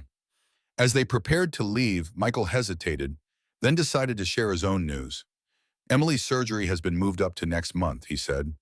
It's good that she'll get it sooner, but the timing with everything else is challenging. Olivia's expression softened with genuine concern. Michael, I had no idea things were so urgent. Is there anything I can do? I know lawyers aren't exactly known for their generosity, but... No, he interrupted gently. I appreciate the thought, but we'll manage. Reynolds take care of their own. That's what I've always taught Emily. Being strong doesn't mean you have to face everything alone, Olivia said quietly. That's something I'm still learning myself. Their eyes met across the table, a moment of connection that transcended the differences in their backgrounds and circumstances. In Olivia's gaze, Michael saw not pity but understanding, the recognition of a fellow parent doing their best in difficult circumstances. The moment was broken by the chiming of Olivia's phone. She glanced at the screen and frowned. It's Alexander. I should take this. Michael nodded, giving her privacy by stepping away to pay their bill. When he returned, Olivia's expression had hardened into something he hadn't seen before, a cold anger that transformed her features. What's wrong? He asked as they stepped outside, the rain having lessened to a light drizzle. My brother, she replied, her voice tight. He's called an emergency partners meeting at the firm. Apparently, someone has been accessing files without authorization and needs to be addressed appropriately. The implication was clear. Alexander knew about Olivia's investigation. Will you be okay? Michael asked, genuine concern in his voice. I'll be fine, she assured him, though her expression suggested otherwise. Alexander may be the firm's rainmaker, but I have allies too. This isn't over yet, not by a long shot. As they parted ways, Michael watched Olivia stride purposefully toward her car, shoulders squared against whatever confrontation awaited her. He was struck by the courage it took to stand up against her own family for what she believed was right, a courage that only increased his respect for her. The following days passed in a tense limbo. Michael heard nothing from Olivia, though he'd sent a text checking in after their meeting. The silence worried him, especially as Friday, Crane's deadline, approached with no word. Emily noticed his distraction during dinner Thursday night, picking at her food with unusual quietness. "Dad, are we going to have to move?" she asked suddenly, looking up at him with those penetrating eyes that seemed to see right through his attempts to shield her from adult concerns. Michael set down his fork, considering how to answer. He had always been honest with Emily, believing that children deserved the truth, even when it was difficult. But he also wanted to protect her from unnecessary worry. "I don't know yet, Em," he admitted finally. "There are some people who want to buy the property where our garage is. If that happens, we might need to find a new location." Emily processed this with a thoughtfulness beyond her years. "Is that why you're sad? Because you might lose the garage?" "Partly," Michael acknowledged, "but mostly I'm worried about making the right decisions for us, for our future." "Because of my heart surgery," Emily said matter-of-factly. It wasn't a question. Michael nodded, his throat tight. "The garage is important, but you're what matters most, Em. Always." Emily considered this, pushing a carrot around her plate. "Madison said her uncle is the one who wants to build new stores where our garage is. She said her mom is really mad at him about it." The statement caught Michael by surprise. "Madison told you that?" Emily nodded. "Yesterday, when we were talking on the phone. She said her mom and uncle had a big fight, and now her mom is working from home because she doesn't want to see him." This was the first Michael had heard about the outcome of Olivia's confrontation with Alexander. The news that she was working from home, effectively isolating herself from the firm, suggested things hadn't gone well. "Did Madison say anything else?" he asked, trying to keep his tone casual. "Just that her mom was making a lot of phone calls and looking at old papers from their grandpa." Emily shrugged. "Madison thought it was boring grown-up stuff." The information filtered through the perspective of a 7-year-old wasn't much to go on, but it suggested Olivia was still fighting in her own way. After putting Emily to bed, Michael tried calling Olivia again, but the call went straight to voicemail. Concern gnawed at him as he considered what might be happening. Had Alexander taken action against his sister professionally? Was she in some kind of trouble because she had tried to help him? The next morning, Crane's deadline dawned bright and clear, the sunshine a stark contrast to Michael's troubled mood. He opened the garage early, hoping to lose himself in work while waiting for whatever the day might bring. Just before noon, the bell above the door announced a visitor. Michael looked up, expecting to see Crane with his predatory smile and final ultimatum. Instead, he was surprised to find Olivia standing there, looking tired but determined. "I'm sorry I've been out of touch," she said without preamble. "Things have been complicated." "Emily mentioned you and Alexander had a disagreement," Michael replied, setting down his tools and wiping his hands. "Are you okay?" Olivia's smile was weary but genuine. "I've been better, but I'm not here about that, at least not directly. I need to show you something." She opened her portfolio on a clean section of workbench, revealing a collection of yellowed documents and old photographs. "These belong to my grandfather. I found them in storage at the firm when I was looking for leverage against Alexander."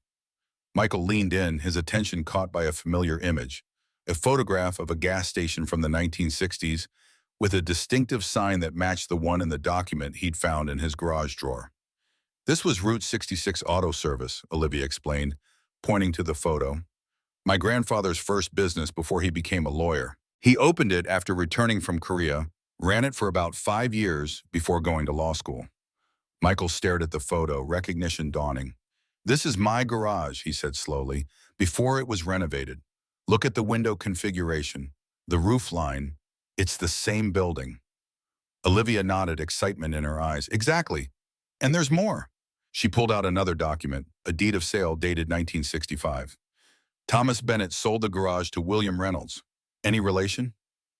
"My grandfather," Michael breathed, stunned by the connection. "He ran it until the early 90s when my father took over. I never knew he bought it from your grandfather." The revelation hung between them, a thread connecting their families across decades. A shared history neither had known existed. But beyond the personal significance, Michael saw something else in the documents. This could help establish the garage as a historic property, he said, his mind racing with possibilities. Route 66 has protected status in many places. If we can prove this was one of the original service stations, it might be enough to block the development, Olivia finished, understanding immediately, or at least force a major redesign that preserves the original structure. The hope that flared in Michael's chest was tempered by practical concerns. But would it be enough, and could we establish the historical significance before Crane's bulldozers arrive? That's where I come in, Olivia replied with newfound confidence. I've already contacted the State Historical Society and the Route 66 Association. They're sending representatives next week to evaluate the property. If they support the designation, we can file for emergency protected status. The "we" in her statement wasn't lost on Michael. Somewhere along the way, Olivia had fully committed herself to his cause, despite the professional and personal risks involved. Why are you doing this? He asked quietly. You're putting yourself at odds with your brother, maybe even risking your position at the firm. Why take that chance for a garage you barely know? Olivia was quiet for a moment, considering her answer. Partly because it's the right thing to do, she said finally, but also because in the past few weeks, I've seen something here that's becoming rare. Someone who believes in building things to last, in taking care of what matters, in standing up for principles even when it's difficult. The world needs more of that, not less. Her words touched something deep in Michael, a recognition that went beyond gratitude. Before he could respond, however, the moment was shattered by the sound of screeching tires outside. Looking through the window, they saw Alexander Bennett emerging from his luxury sedan, his face a mask of cold fury. Behind him, Victor Crane exited a second vehicle, his expression equally ominous. It seems my brother has figured out where I've been, Olivia said, her voice tight. This should be interesting. Alexander burst into the garage without knocking, his normally composed demeanor visibly fractured. Olivia, what the hell do you think you're doing? He demanded, ignoring Michael completely. First you access confidential files, then you contact our clients behind my back. And now this? Historical designation? Have you lost your mind? Olivia faced her brother calmly, though Michael could see tension in the set of her shoulders. I'm doing what grandfather would have done, Alex, protecting something of value instead of destroying it for profit. Don't bring Thomas into this, Alexander snapped. He built a successful business through smart decisions, not sentimental nonsense. Is that what you call intimidating elderly shop owners and filing false code violations? Olivia challenged. Smart business? Victor Crane stepped forward, his cold eyes fixed on Michael. Your deadline has passed, Reynolds. The offer is withdrawn. We'll proceed with alternative methods to secure the property. Threatening me again, Crane? Michael asked, anger rising. It didn't work the first time. Alexander looked between them, confusion momentarily replacing anger. What threats? Victor, what is he talking about? An uncomfortable silence fell as Crane avoided Alexander's questioning gaze. It was clear that some of Crane's tactics had been employed without his partner's knowledge, a revelation that seemed to give Alexander pause. It doesn't matter, Crane dismissed. What matters is that this garage will be vacated by the end of the month, one way or another. The project is moving forward. Not if it's designated a historic property, Olivia countered, retrieving the documents from the workbench. The garage qualifies under 3 separate criteria for Route 66 historic preservation. Once that designation is granted, any development will have to incorporate and preserve the original structure. You can't be serious, Alexander scoffed, though uncertainty had crept into his expression. This isn't some architectural treasure. It's a rundown auto shop. It's one of the last original Route 66 service stations in the city, Olivia pressed. And it happens to be the first business that our grandfather ever owned, the place where he built the foundation for everything the Bennett name stands for today. This revelation clearly caught Alexander off guard. What are you talking about? Olivia handed him the old photograph of Thomas Bennett standing proudly in front of the garage, decades before it would become Reynolds Restoration and Repair. Grandfather sold it to Michael's grandfather in 1965 when he went to law school. It's been in continuous operation as an auto service center for over 60 years. Alexander stared at the photograph, something shifting in his expression. For the first time, he seemed to be seeing the garage not as a property to be acquired, but as a piece of his own family's history. Crane, however, was unmoved. Touching story, but irrelevant. Sentiment doesn't trump contracts, and we have investors waiting. Bennett, we need to shut this down now. Alexander looked torn, his gaze moving from the photograph to his sister, then to Michael. In that moment of hesitation, the bell above the door jingled again as a small figure burst into the garage. "Takan!" Emily called, her face alight with excitement as she ran to Michael, backpack bouncing. "Mrs. Parker picked me up early because the nurse at school said I—" She stopped abruptly, noticing the tension and the strangers in the garage. "Oh, hello." The unexpected arrival of a child shifted the atmosphere instantly. Emily's presence, her innocence and vulnerability, seemed to diffuse some of the hostility that had filled the space moments before. "Hello there," Olivia said warmly, kneeling to Emily's level. "You must be Emily. I'm Olivia, Madison's mom. We've heard so much about you." Emily's face brightened at the mention of her friend. "You're Madison's mom? She told me you were pretty. She was right." The simple compliment brought a genuine smile to Olivia's face, a brief moment of warmth amid the conflict. Alexander, uncomfortable with the interruption, cleared his throat. "We should continue this discussion elsewhere." "No," Michael said firmly, placing a protective hand on Emily's shoulder. "This garage is my business and my home. Whatever needs to be said can be said here." Emily looked up at her father, confusion in her eyes. "Dad, is something wrong?" Before Michael could answer, Emily's attention was caught by the photograph still in Alexander's hands. "Hey, that's our garage, but it looks really old." Alexander glanced down at the child, then back at the photograph. Something in Emily's innocent observation seemed to reach him in a way the adult's arguments hadn't. "Yes, it is old," he said, his tone softer than it had been moments before. "It belonged to my grandfather a long time ago." Emily's eyes widened. "Really? That means your grandpa and my grandpa both own in the same garage.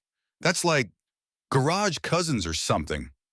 The childish logic brought an unexpected chuckle from Alexander, surprising everyone, including himself. For a brief moment, the hardened businessman gave way to something more human. Victor Crane, however, had reached the limit of his patience. "Enough of this. Bennett, we need to make decisions based on business, not family photos and children's observations." The harsh words drew everyone's attention back to Crane, whose cold demeanor seemed particularly jarring in contrast to the moment of connection that had just occurred. Alexander straightened, his expression hardening again as he handed the photograph back to Olivia. "Victor's right. Business is business. The development is moving forward." Michael felt Emily's small hand slip into his, seeking reassurance. He squeezed it gently, trying to convey a confidence he didn't entirely feel. "Then we'll see you at the historical designation hearing," Olivia said, gathering her documents with deliberate care. "I've already filed the emergency petition. The review board meets next week." Alexander's jaw tightened at this news. "You're making a mistake, Olivia. This puts you in direct opposition to the firm's interests." "No," she countered calmly. "It puts me in alignment with the firm's founding principles. There's a difference." The siblings stared at each other, years of shared history and competing values hanging in the balance between them. Finally, Alexander turned to leave, gesturing for Crane to follow. At the door, he paused, looking back at Michael. "For what it's worth, Reynolds, your work here is impressive. In another situation, I might have appreciated it." With that small acknowledgement, he left, Crane following with a final warning glare that promised this wasn't over. As the door closed behind them, Emily looked up at her father with worried eyes. "Are they going to take away our garage, Dad?" Michael knelt to her level, aware of Olivia watching them with compassion. "I don't know, Em, but what I do know is that we're going to fight for it, just like we fight for all the important things in our lives. And this time, we have some pretty impressive help." He glanced up at Olivia, who smiled with a determination that kindled something in his chest, a feeling that had been dormant for too long. Not just hope for saving the garage, but something more personal and fragile. The possibility of connection, of not facing life's battles alone. "Ms. Bennett?" Emily asked, turning to Olivia with the directness only children can manage. "Are you and my dad friends now?" Olivia knelt beside them, meeting Emily's gaze. Yes, I think we are. Good friends who help each other when things get tough. Emily nodded, satisfied with this answer. Good. My mom always said everyone needs at least one person who will stand with them when things get stormy. She looked between the adults with solemn eyes. I think she would be happy that Dad has you now. The simple statement, delivered with a child's unfiltered honesty, brought unexpected tears to Olivia's eyes. She reached out instinctively, touching Emily's cheek with gentle fingers. Your mom sounds like a very wise woman, she said softly. And I think she'd be incredibly proud of both you and your dad for fighting for what matters. In that moment, as autumn sunlight streamed through the garage windows, illuminating the three of them in its golden glow, Michael felt something shift, as if the universe had realigned slightly, opening a door to possibilities he had long since stopped considering. The battle for the garage was far from over, and Emily's surgery still loomed on the horizon. But for the first time in years, the weight of those challenges felt bearable, shared now with someone who understood what it meant to fight for something worth preserving. The week leading up to the historical designation hearing passed in a blur of activity. Michael spent every spare moment between restoration jobs documenting the garage's history, gathering photographs, and preparing his testimony. Olivia threw herself into the legal aspects, researching precedents and building a compelling case for preservation. Through it all, the children remained blissfully focused on their growing friendship, seemingly unaffected by the tension swirling around the adults. Emily and Madison had taken to having daily video calls, their faces pressed close to phone screens as they shared drawings and stories, building their own world apart from the conflict. On Tuesday morning, 3 days before the hearing, Michael arrived at the garage to find a small group of people waiting outside. An older gentleman with a carefully trimmed white beard stepped forward as Michael approached. Mr. Reynolds, I'm Dr. Howard Kaplan from the State Historical Society. These are my colleagues from the Route 66 Association and the City Preservation Board. Ms. Bennett arranged for us to evaluate the property today. Michael welcomed them, feeling oddly nervous as they entered the garage. These strangers would play a crucial role in determining his future, yet they seemed more interested in the building itself than in his personal stake in the outcome. Dr. Kaplan moved through the space with reverent attention, examining original fixtures and structural elements that Michael had never given much thought to. The preservation experts documented everything, from the distinctive curved trusses supporting the roof to the worn concrete floor with its decades of oil stains, each mark representing a vehicle that had passed through these doors. The integrity of the original structure is remarkable, Dr. Kaplan commented, running his hand along a beam. Most of these service stations were demolished or altered beyond recognition decades ago. To find one still functioning in its original capacity is quite extraordinary. Michael felt a surge of pride at the words. He had always valued the garage for what it allowed him to do, restore beautiful machines and provide for his family. But seeing it through these experts' eyes gave him a new appreciation for the building itself as a piece of living history. Ms. Bennett provided us with the original deed and some fascinating historical photographs, one of the Route 66 representatives noted. But do you have any additional documentation? Service records, business licenses, anything that establishes the continuous operation timeline? Michael thought for a moment, then remembered the old filing cabinet in the back office, the one he'd been meaning to clean out for years but never found the time. I might. Give me a few minutes.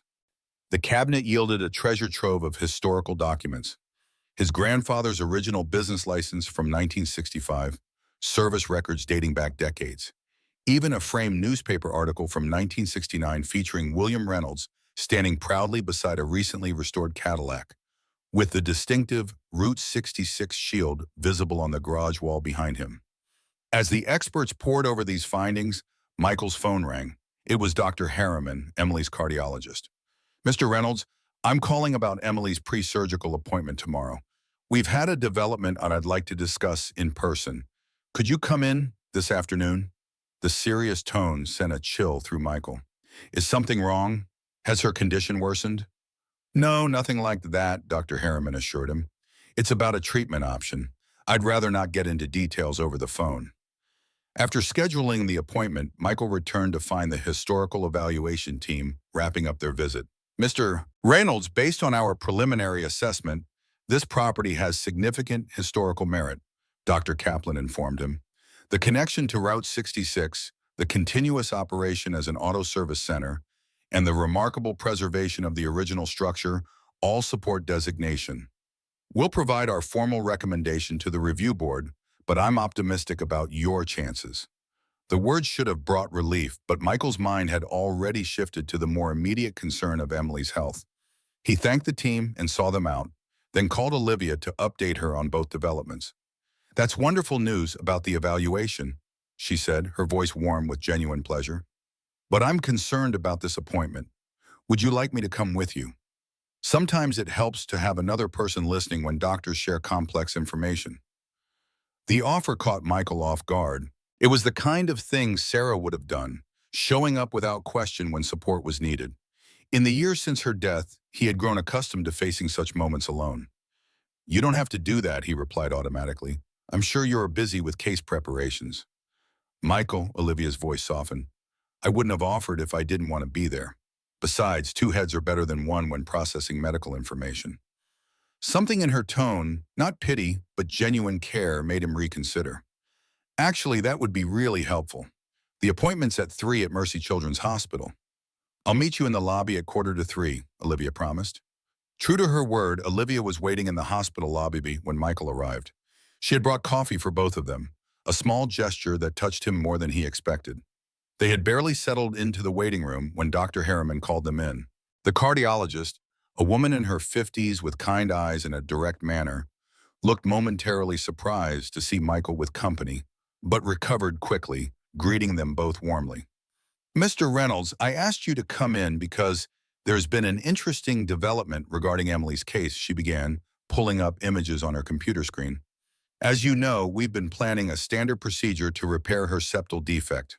However, I recently presented her case at a conference, and a colleague suggested she might be a candidate for a new, less invasive technique." Hope flickered in Michael's chest. "Less invasive? What does that mean exactly?"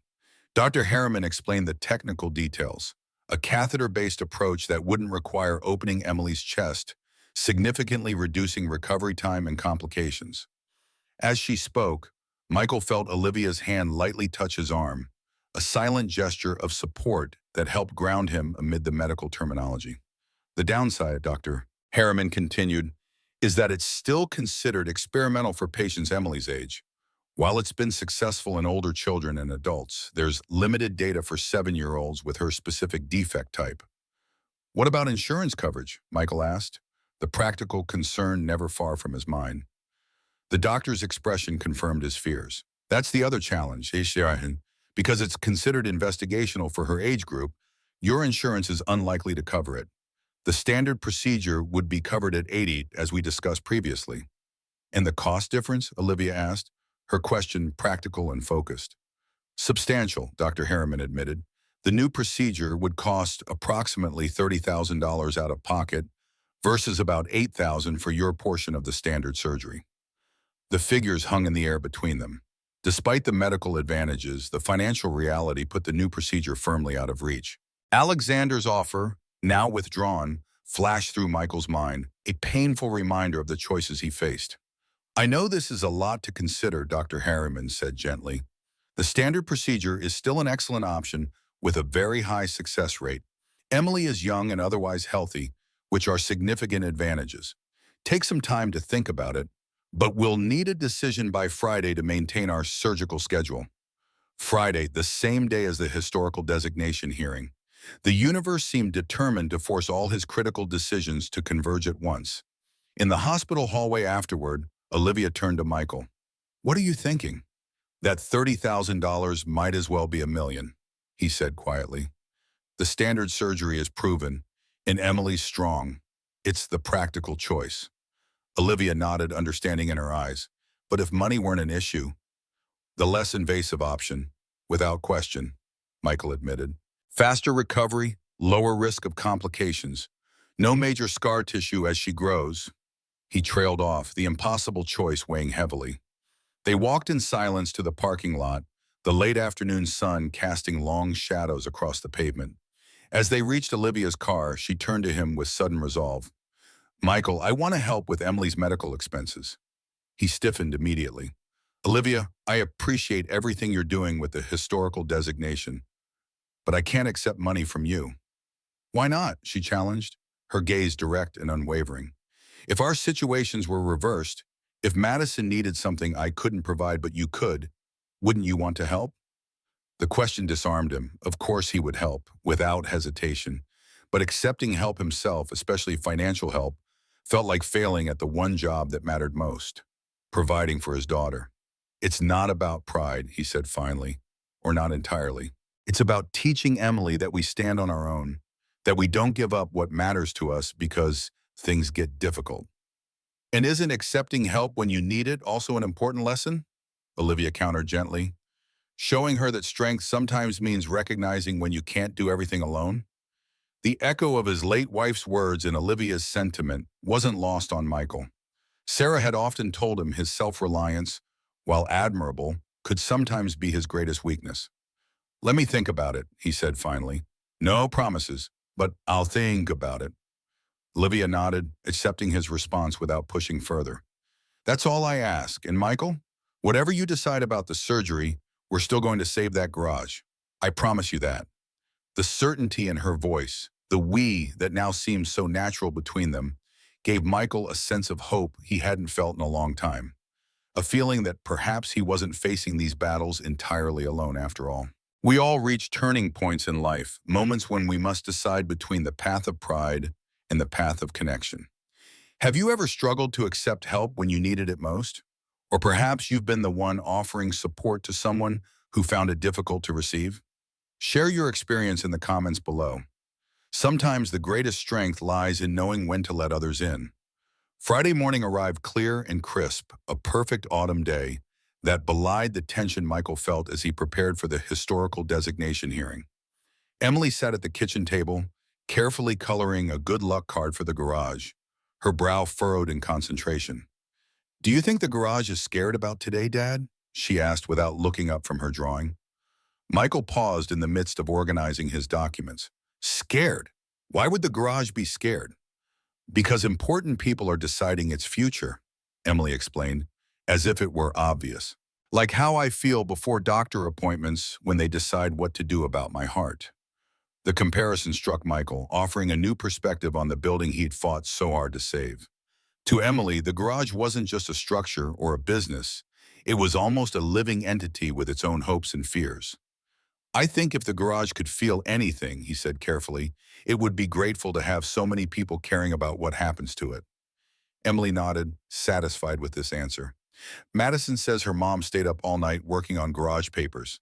She said her mom hasn't worked this hard on anything since she helped put a bad man in jail last year. The image of Olivia burning the midnight oil on his behalf warmed something in Michael's chest. In the days since the hospital appointment, they had spoken several times, coordinating their approach for the hearing, but he hadn't yet given her an answer about Emily's surgery. Time to get you to school, kiddo, Michael said, gathering his files. Mrs. Parker will pick you up afterward, remember? I might be late, depending on how long the hearing goes. It's okay, Emily assured him, with the resilience that continually amazed him.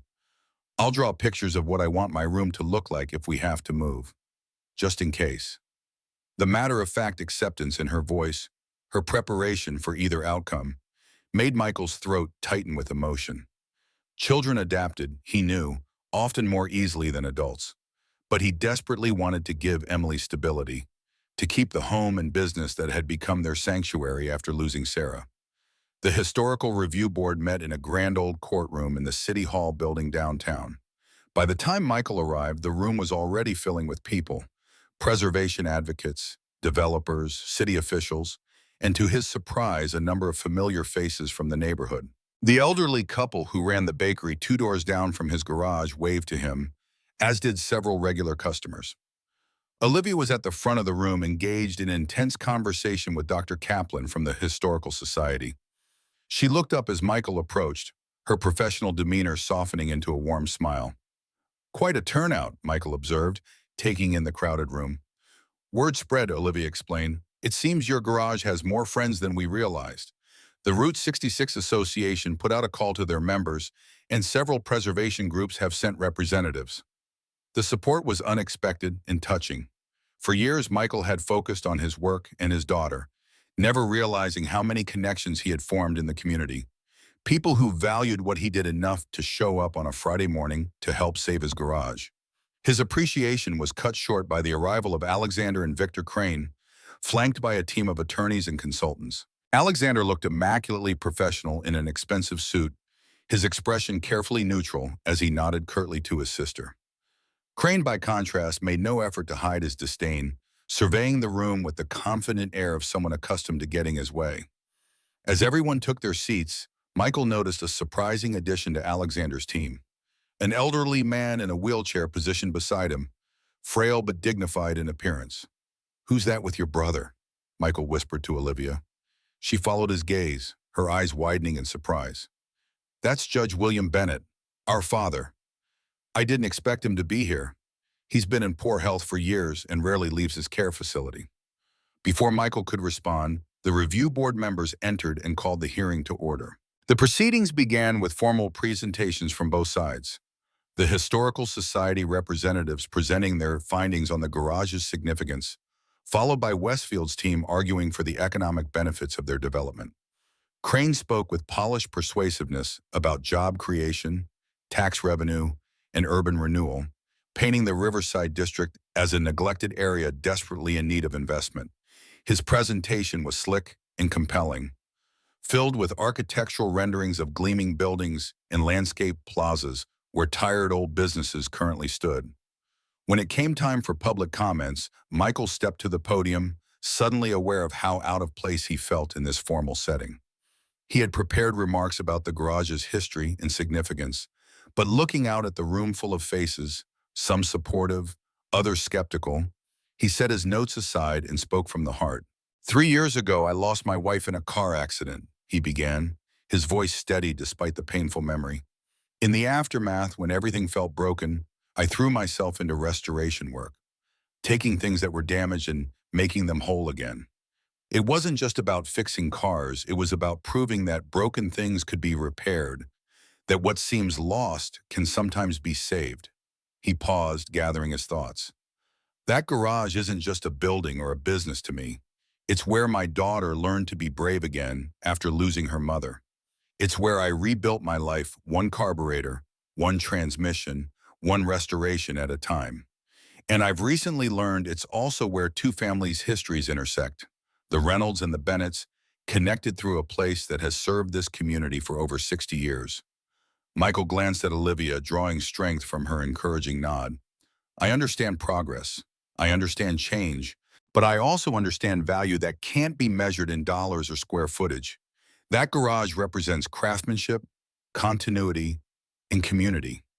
Qualities that are increasingly rare and worth preserving, not just for my sake or my daughter's, but for everyone who believes some things deserve to endure."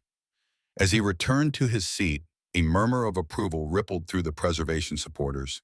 Even some of the board members seemed moved by his words. Olivia squeezed his hand briefly, a gesture of solidarity that didn't go unnoticed by her brother, whose expression tightened in response. The hearing continued with technical arguments about zoning regulations and preservation criteria. Dr. Kaplan presented compelling evidence of the garage's historical significance, including photographs of it as one of the original Route 66 service stations and documentation of its continuous operations since the 1950s. Westfield's attorneys countered with arguments about property rights and development needs, questioning whether sentimental attachment to an old building should supersede economic progress for the entire neighborhood. As the presentations concluded, the board chair announced they would take a 30-minute recess before deliberating and rendering their decision. People began filing out of the courtroom for a break, the tension in the air palpable. In the hallway, Michael found himself face-to-face with Alexander Bennett, who had stepped away from his team to approach him directly. "Reynolds," Alexander acknowledged with a nod that wasn't entirely hostile. "You spoke well in there. Passionate without being melodramatic. A difficult balance to strike." "Thank you," Michael replied cautiously, unsure where this conversation was heading. Alexander glanced toward his father, who was being attended to by an aide nearby. My father insisted on coming today. He hasn't taken an interest in family business in years, but when he heard about this case, about the garage's connection to my grandfather, he was determined to be here. This information surprised Michael. I didn't realize he knew about the situation. Neither did I, Alexander admitted. Apparently, Olivia visited him earlier this week. She showed him the photographs and told him the whole story. He paused, something shifting in his expression. My father remembers the garage from his childhood. He says Thomas used to take him there on Saturdays, let him hand over tools while he worked on cars. It was before the law firm, before the Bennett name meant anything in this city. The personal connection seemed to have affected Alexander, humanizing what had previously been just another business transaction to him. Your sister cares deeply about your family's legacy, Michael observed. Yes, Alexander agreed, his tone thoughtful. Though we sometimes disagree about what that legacy should be. He straightened, professional demeanor returning. Good luck with the board's decision, Reynolds. Whatever happens, you've certainly made your case compelling. With that, Alexander returned to his team, leaving Michael to wonder if perhaps the man wasn't as coldly calculating as he had initially seemed.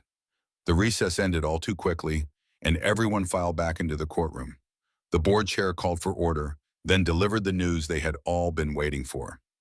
After reviewing the evidence presented today, along with the written recommendations from the State Historical Society and the Route 66 Association, this board has determined that the property at 1427 Riverside Avenue, currently operating as Reynolds Restoration and Repair, meets the criteria for historical designation under City Ordinance 47.2 and State Preservation Statute 18.6. A cheer went up from the preservation supporters, quickly silenced by the chair's gavel. However, she continued, we also recognize the economic development concerns raised by Westfield Developments. Therefore, our ruling includes specific provisions. The original structure must be preserved in its entirety, but the development may proceed around it, incorporating the historical building into the new design. Both parties will have 30 days to submit revised plans consistent with this decision. The ruling was a compromise, not everything Michael had hoped for, but enough to save the garage itself. The question of how a small auto shop would function surrounded by upscale retail remained unanswered, but it was a victory nonetheless. Olivia turned to him, eyes bright with triumph. We did it! The building is saved! Thanks to you, Michael replied, the gratitude he felt extending far beyond the legal assistance she had provided. As the crowd began to disperse, Michael noticed an unexpected interaction across the room. Judge Bennett had wheeled himself over to where Victor Crane stood conferring with Westfield's attorneys. Though Michael couldn't hear the conversation, the elderly judge's expression was severe, and Crane looked increasingly uncomfortable as the exchange continued. Alexander joined them briefly, then approached Michael and Olivia with an expression that was difficult to read. It seems our father has taken a particular interest in Mr. Crane's business practices, he informed them. He's requesting a full audit of the Riverside acquisition process, with particular attention to the methods used to pressure property owners. Olivia raised an eyebrow. Dad still has considerable influence with the State Bar Association and the District Attorney's Office. Indeed, Alexander replied dryly. A fact Victor is being reminded of quite forcefully at the moment. He hesitated, then added, I've decided to buy out Crane's interest in the project. His approach to business isn't compatible with the Bennett name, as our father has rather bluntly pointed out. The news was unexpected, suggesting a shift in the project's direction. Before they could discuss it further, Alexander's phone rang. He checked the screen, then excused himself to take the call. Did you know your father would intervene like this? Michael asked Olivia once they were alone. She shook her head, a hint of wonder in her expression. Not exactly. I hoped showing him the connection to his father's legacy might soften his position on the preservation issue, but I never expected him to take on Crane directly. Dad was a feared judge in his day, known for his ethical standards and zero tolerance for corner cutting. I guess some things never change. Their conversation was interrupted by Alexander's return, his expression uncharacteristically hesitant. Olivia, Michael, that was the architect for the Riverside project. In light of the board's decision, I'd like to propose an alternative approach. He took a deep breath, as if the words didn't come easily. Rather than trying to work around the garage, what if we made it a centerpiece of the development? a functioning restoration shop that also serves as a Route 66 historical exhibit and classic car showcase. The suggestion caught them both by surprise. "You want to feature the garage?" Michael asked, not entirely trusting this sudden change of heart. "From a business perspective, it makes sense," Alexander explained. "The Route 66 connection gives the development unique character and tourist appeal. We've been looking for a distinctive angle to set this project apart from standard retail developments. This could be it." Olivia studied her brother skeptically. "And this sudden inspiration has nothing to do with Dad's intervention?" Alexander's mouth quirked in a reluctant smile. "Let's say it helped clarify my thinking about the kind of legacy I want to build versus the one our grandfather established." He turned to Michael. "You'd maintain ownership and operation of the business, with expanded space for restoration work in the rear. The front would be redesigned as a showcase area open to the public, featuring your completed projects and historical displays." The concept was intriguing. Intriguing. A way to preserve not just the building but the work itself while potentially expanding his business in a direction he hadn't considered. "I'd need to see detailed plans," Michael said cautiously, "and have legal guarantees about my operational independence." "Of course," Alexander agreed. "We can draft terms that protect your interests while aligning with the development's overall vision. Olivia can review everything to ensure you're properly represented." He extended his hand. "What do you say, partners rather than adversaries?" Michael hesitated, then accepted the handshake. It wasn't complete trust. That would take time to build. But it was a beginning, a foundation for something that could benefit them all. As they left the courthouse, Olivia pulled Michael aside. "Are you okay with this? Alexander can be persuasive, but you don't have to agree to anything you're not comfortable with." "I think it could work," Michael replied thoughtfully. "It's actually not far from what I've dreamed of doing someday, creating a space that celebrates the craftsmanship of these classic machines, educates people about automotive history. I just never had the resources to make it happen." Olivia smiled, relief evident in her expression. "Then I'm happy for you." She checked her watch.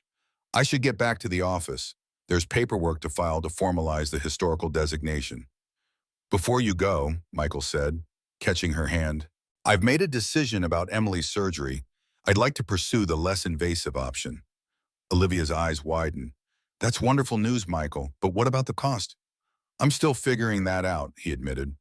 "But what you said at the hospital about showing Emily that sometimes strength means accepting help, it's been on my mind. And Sarah would have wanted what's best for her, regardless of how we made it happen." The afternoon sunlight caught in Olivia's hair as she looked up at him, genuine happiness in her expression. "I'm glad, Michael, truly." "I still can't accept charity," he clarified, "but maybe there's a middle ground, a loan perhaps, with clear terms for repayment, something that preserves my independence while acknowledging that I can't do this alone." "We'll figure it out together," Olivia promised, the simple statement carrying a weight of possibility that extended far beyond Emily's medical needs. As she walked away, Michael felt as if a burden had been lifted, not removed entirely, but shared in a way that made it bearable. The garage was saved, Emily's surgery would take the less invasive route, and somehow amid all the chaos and conflict, he had found connections he hadn't been looking for but desperately needed.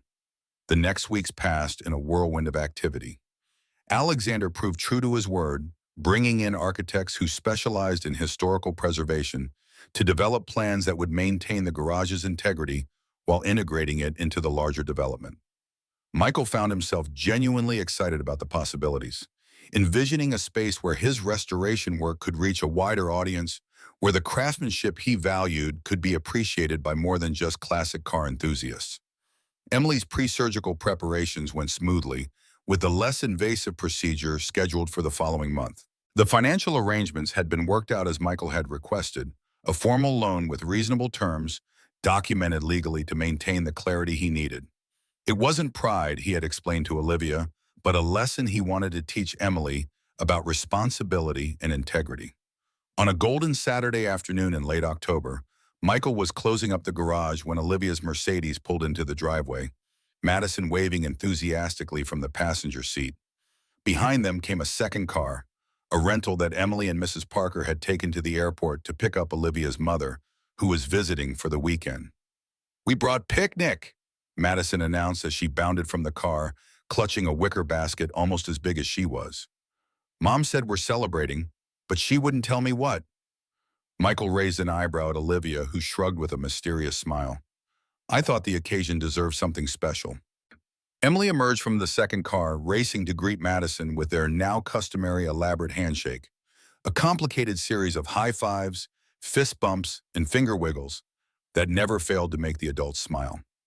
Dad, we got Mrs. Bennett from the airport, and she told me stories about when Madison's mom was little, Emily reported excitedly. Did you know she used to take apart clocks to see how they worked? Just like I do with the car parts you give me.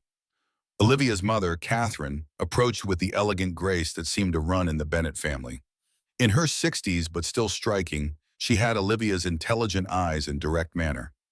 So you're the famous Michael Reynolds, she said, extending her hand. I've heard quite a lot about you from both my daughter and my granddaughter. It's nice to finally put a face to the name. Michael welcomed her warmly, touched that Olivia had wanted him to meet her mother. It felt like a significant step, an acknowledgement that whatever was developing between them had reached a level that warranted family introductions.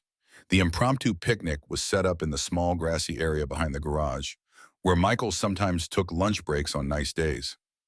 The girls spread out a blanket while Olivia unpacked containers of food far more sophisticated than Michael's usual sandwiches. So what exactly are we celebrating? Michael asked as they settled onto the blanket, the autumn sun warming them despite the crisp air. Olivia exchanged a glance with her mother, then reached into her purse and withdrew an official-looking letter. This arrived yesterday. I wanted to share it in person. Michael opened the envelope to find letterhead from the National Trust for Historic Preservation. As he read, his eyes widened in surprise. They've approved a preservation grant for the garage restoration, he said, looking up in disbelief.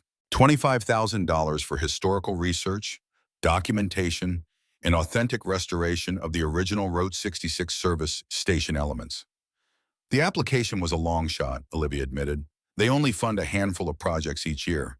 But with the documentation we gathered for the historical designation hearing, plus letters of support from the Route 66 Association and the State Historical Society, this is incredible, Michael said, genuinely moved by the effort she had put into securing this opportunity. It changes everything for how we can approach the restoration. And, Catherine added with a knowing smile, I believe it coincidentally matches a certain medical expense you have been concerned about. Michael looked between mother and daughter, understanding dawning. The grant would cover the case of historically accurate restoration, freeing up his own funds for Emily's surgery, a solution that maintained his independence while solving the financial challenge. You orchestrated this, he said to Olivia, admiration in his voice. She shook her head. I just found the opportunity and submitted the application. The garage's historical significance did the rest. It deserved to be recognized and preserved properly. As the adults discussed the implications of the grant, the girls had wandered a few yards away, heads bent together over Madison's sketchpad. Their giggles and whispered consultations suggested a secret project in the works. What are you two plotting over there? Olivia called, her tone light with affection. Madison looked up, excitement written across her face. We're designing our family crest. Your what? Michael asked, amused by the unexpected answer. Emily bounced over, dragging Madison with her to show the adults their creation. The drawing showed a shield divided into quadrants, each containing elements that represented their blended interests. A classic car, an artist's palette, a law book, and a heart with a small bandage on it. See, it has things from all of us, Emily explained earnestly. The car for Dem, the art stuff for Madison, the law book for Ms. Bennett, and the heart is for me because of my surgery, but also because everyone says I have a big heart like my mom did. The innocent creation, this imagining of a combined family unit, created a moment of tender awkwardness among the adults. Catherine hid a smile behind her hand, while Michael and Olivia exchanged glances that held equal parts surprise and something deeper, something neither was quite ready to name. It's beautiful, girls, Olivia said finally, her voice gentle, very thoughtful to include something for each of us. Can we hang it in the garage, Madison asked, so everyone can see it's a special place for both our families? Of course, Michael agreed, his throat tight with emotion. It'll have a place of honor. As the afternoon continued, Michael found himself watching Olivia with her mother and daughter. The easy affection between them, the gentle teasing, the shared references to family memories. It reminded him of what Emily had lost when Sarah died, the maternal presence that no father, however devoted, could fully replace. Yet here they were, creating something new. Not a replacement for what was lost, but a different kind of connection, unexpected and valuable in its own right. The girls had seen it first, with the unfiltered perception of childhood. The adults were still finding their way, navigating complicated histories and responsibilities, but moving steadily towards something that felt increasingly right. Later, as they packed up the picnic and prepared to leave, Olivia lingered behind while her mother took the girls to the car. "I hope the surprise wasn't overstepping," she said, a hint of uncertainty in her voice. "I know how important your independence is to you." "It was perfect," Michael assured her. "Thoughtful and practical, just like you." He hesitated, then added, "And bringing your mother to meet us, that meant a lot, especially to Emily." Olivia smiled, the setting sun casting a golden glow across her features. "Mom's been curious about the mechanic who restored more than just cars, as she puts it. She likes you, by the way. She can be a tough judge of character, so that's high praise." "I'm honored," Michael replied with a smile. "And what about you, counselor? What's your verdict on this mechanic?" The question was light, but the undercurrent was anything but casual. They had been dancing around the growing connection between them for weeks, both cautious for their own reasons. Michael's lingering grief, Olivia's past relationship wounds, their shared concern for their daughter's emotional well-being. Olivia stepped closer, her expression softening. "My professional opinion is that he's stubborn, principled to a fault, and far too modest about his many talents." Her voice lowered slightly. "My personal opinion is that he's the most genuine man I've met in a very long time, and I'm increasingly glad that his garage needed saving." The moment stretched between them, filled with possibility. Michael reached out, gently tucking a strand of hair behind her ear, a simple gesture that felt monumental after years of keeping everyone at arm's length. "Emily's surgery is next month," he said quietly. "Once that's behind us, once I know she's okay, maybe we could have dinner. Just the two of us this time." Olivia's smile was answer enough, but she added, "I'd like that very much." From the car, Madison's voice called out, "Mom, Grandma says if you don't hurry, she's going to start telling Emily embarrassing stories about when you were little." The moment broke with shared laughter, the easy comfort between them undiminished by the interruption. As Olivia turned to leave, Michael caught her hand, squeezing it gently, a promise of conversations to come, of possibilities unfolding. 6 months later, a new sign hung above the entrance to what had once been simply Reynolds Restoration and Repair. Now it read Route 66 Classic Restoration and Museum, with Michael's name still prominently featured as Master Restorer and Curator. The building had been carefully renovated, preserving its historical elements while creating a showcase space that drew visitors from across the country. Behind the public areas, Michael's workshop had been expanded and modernized, allowing him to take on more complex restoration projects while training a small team of apprentices in the craft he loved. The business was thriving in ways he had never imagined, combining his passion for restoration with a new role educating others about automotive history. Emily, fully recovered from her successful surgery, had become an unofficial tour guide, delighting visitors with her encyclopedic knowledge of classic cars and the history of Route 66. Her heart, now properly repaired, seemed to have room for all the new people and experiences that had entered their lives. On a perfect spring evening, Michael closed up the museum portion of the building and headed to the private garage area in the back, where a special project awaited him. The 1960 Mercedes 220 SE Cabriolet sat gleaming under the lights, its restoration finally complete after months of meticulous work. He had insisted on doing this one himself, refusing help even from his most skilled apprentices. Every component had been carefully restored or sourced from specialists around the world, returning the classic car to its original glory while incorporating subtle modern improvements for safety and reliability. As he ran his hand along the flawless finish, Michael heard the side door open. Olivia entered, looking elegant as always, though she had long since relaxed the formal business attire around him. "Is it ready?" she asked, excitement evident in her voice. "See for yourself," Michael invited, stepping aside to give her a full view of her grandfather's beloved car. Olivia circled the Mercedes slowly, taking in every detail with appreciative eyes. Michael, it's absolutely beautiful. Grandpa would have been speechless. I found something during the restoration, Michael said, opening the glove compartment. It was tucked behind the original owner's manual. He handed her a faded photograph she hadn't seen before. Thomas Bennett standing beside the car the day he purchased it, his young son beside him, both beaming with pride. Dad never mentioned being there when Grandpa bought it, Olivia said softly, tracing the image with her finger. There's an inscription on the back, Michael noted. Olivia turned the photograph over to find her grandfather's handwriting. To William and Edward, may this remind you that beautiful things take time and care to build, whether they're cars, careers, or families. Some treasures are worth the wait. Thomas Bennett, 1960. Tears glistened in Olivia's eyes as she read the words aloud.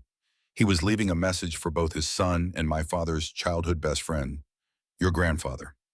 The connections between our families go back further than we realized, Michael observed, slipping his arm around her waist. She leaned into him naturally, their months together having created an easy physical comfort between them. Do you think they somehow knew that someday their grandchildren would find each other through this garage? I doubt it, Michael replied honestly, but I like to think they'd approve of how things turned out. From outside came the sound of children's laughter. Emily and Madison playing in the small garden area that had been created as part of the renovation. Their friendship had only strengthened with time, unaffected by the evolving relationship between their parents. The girls are getting impatient for their surprise, Olivia noted. Should we tell them?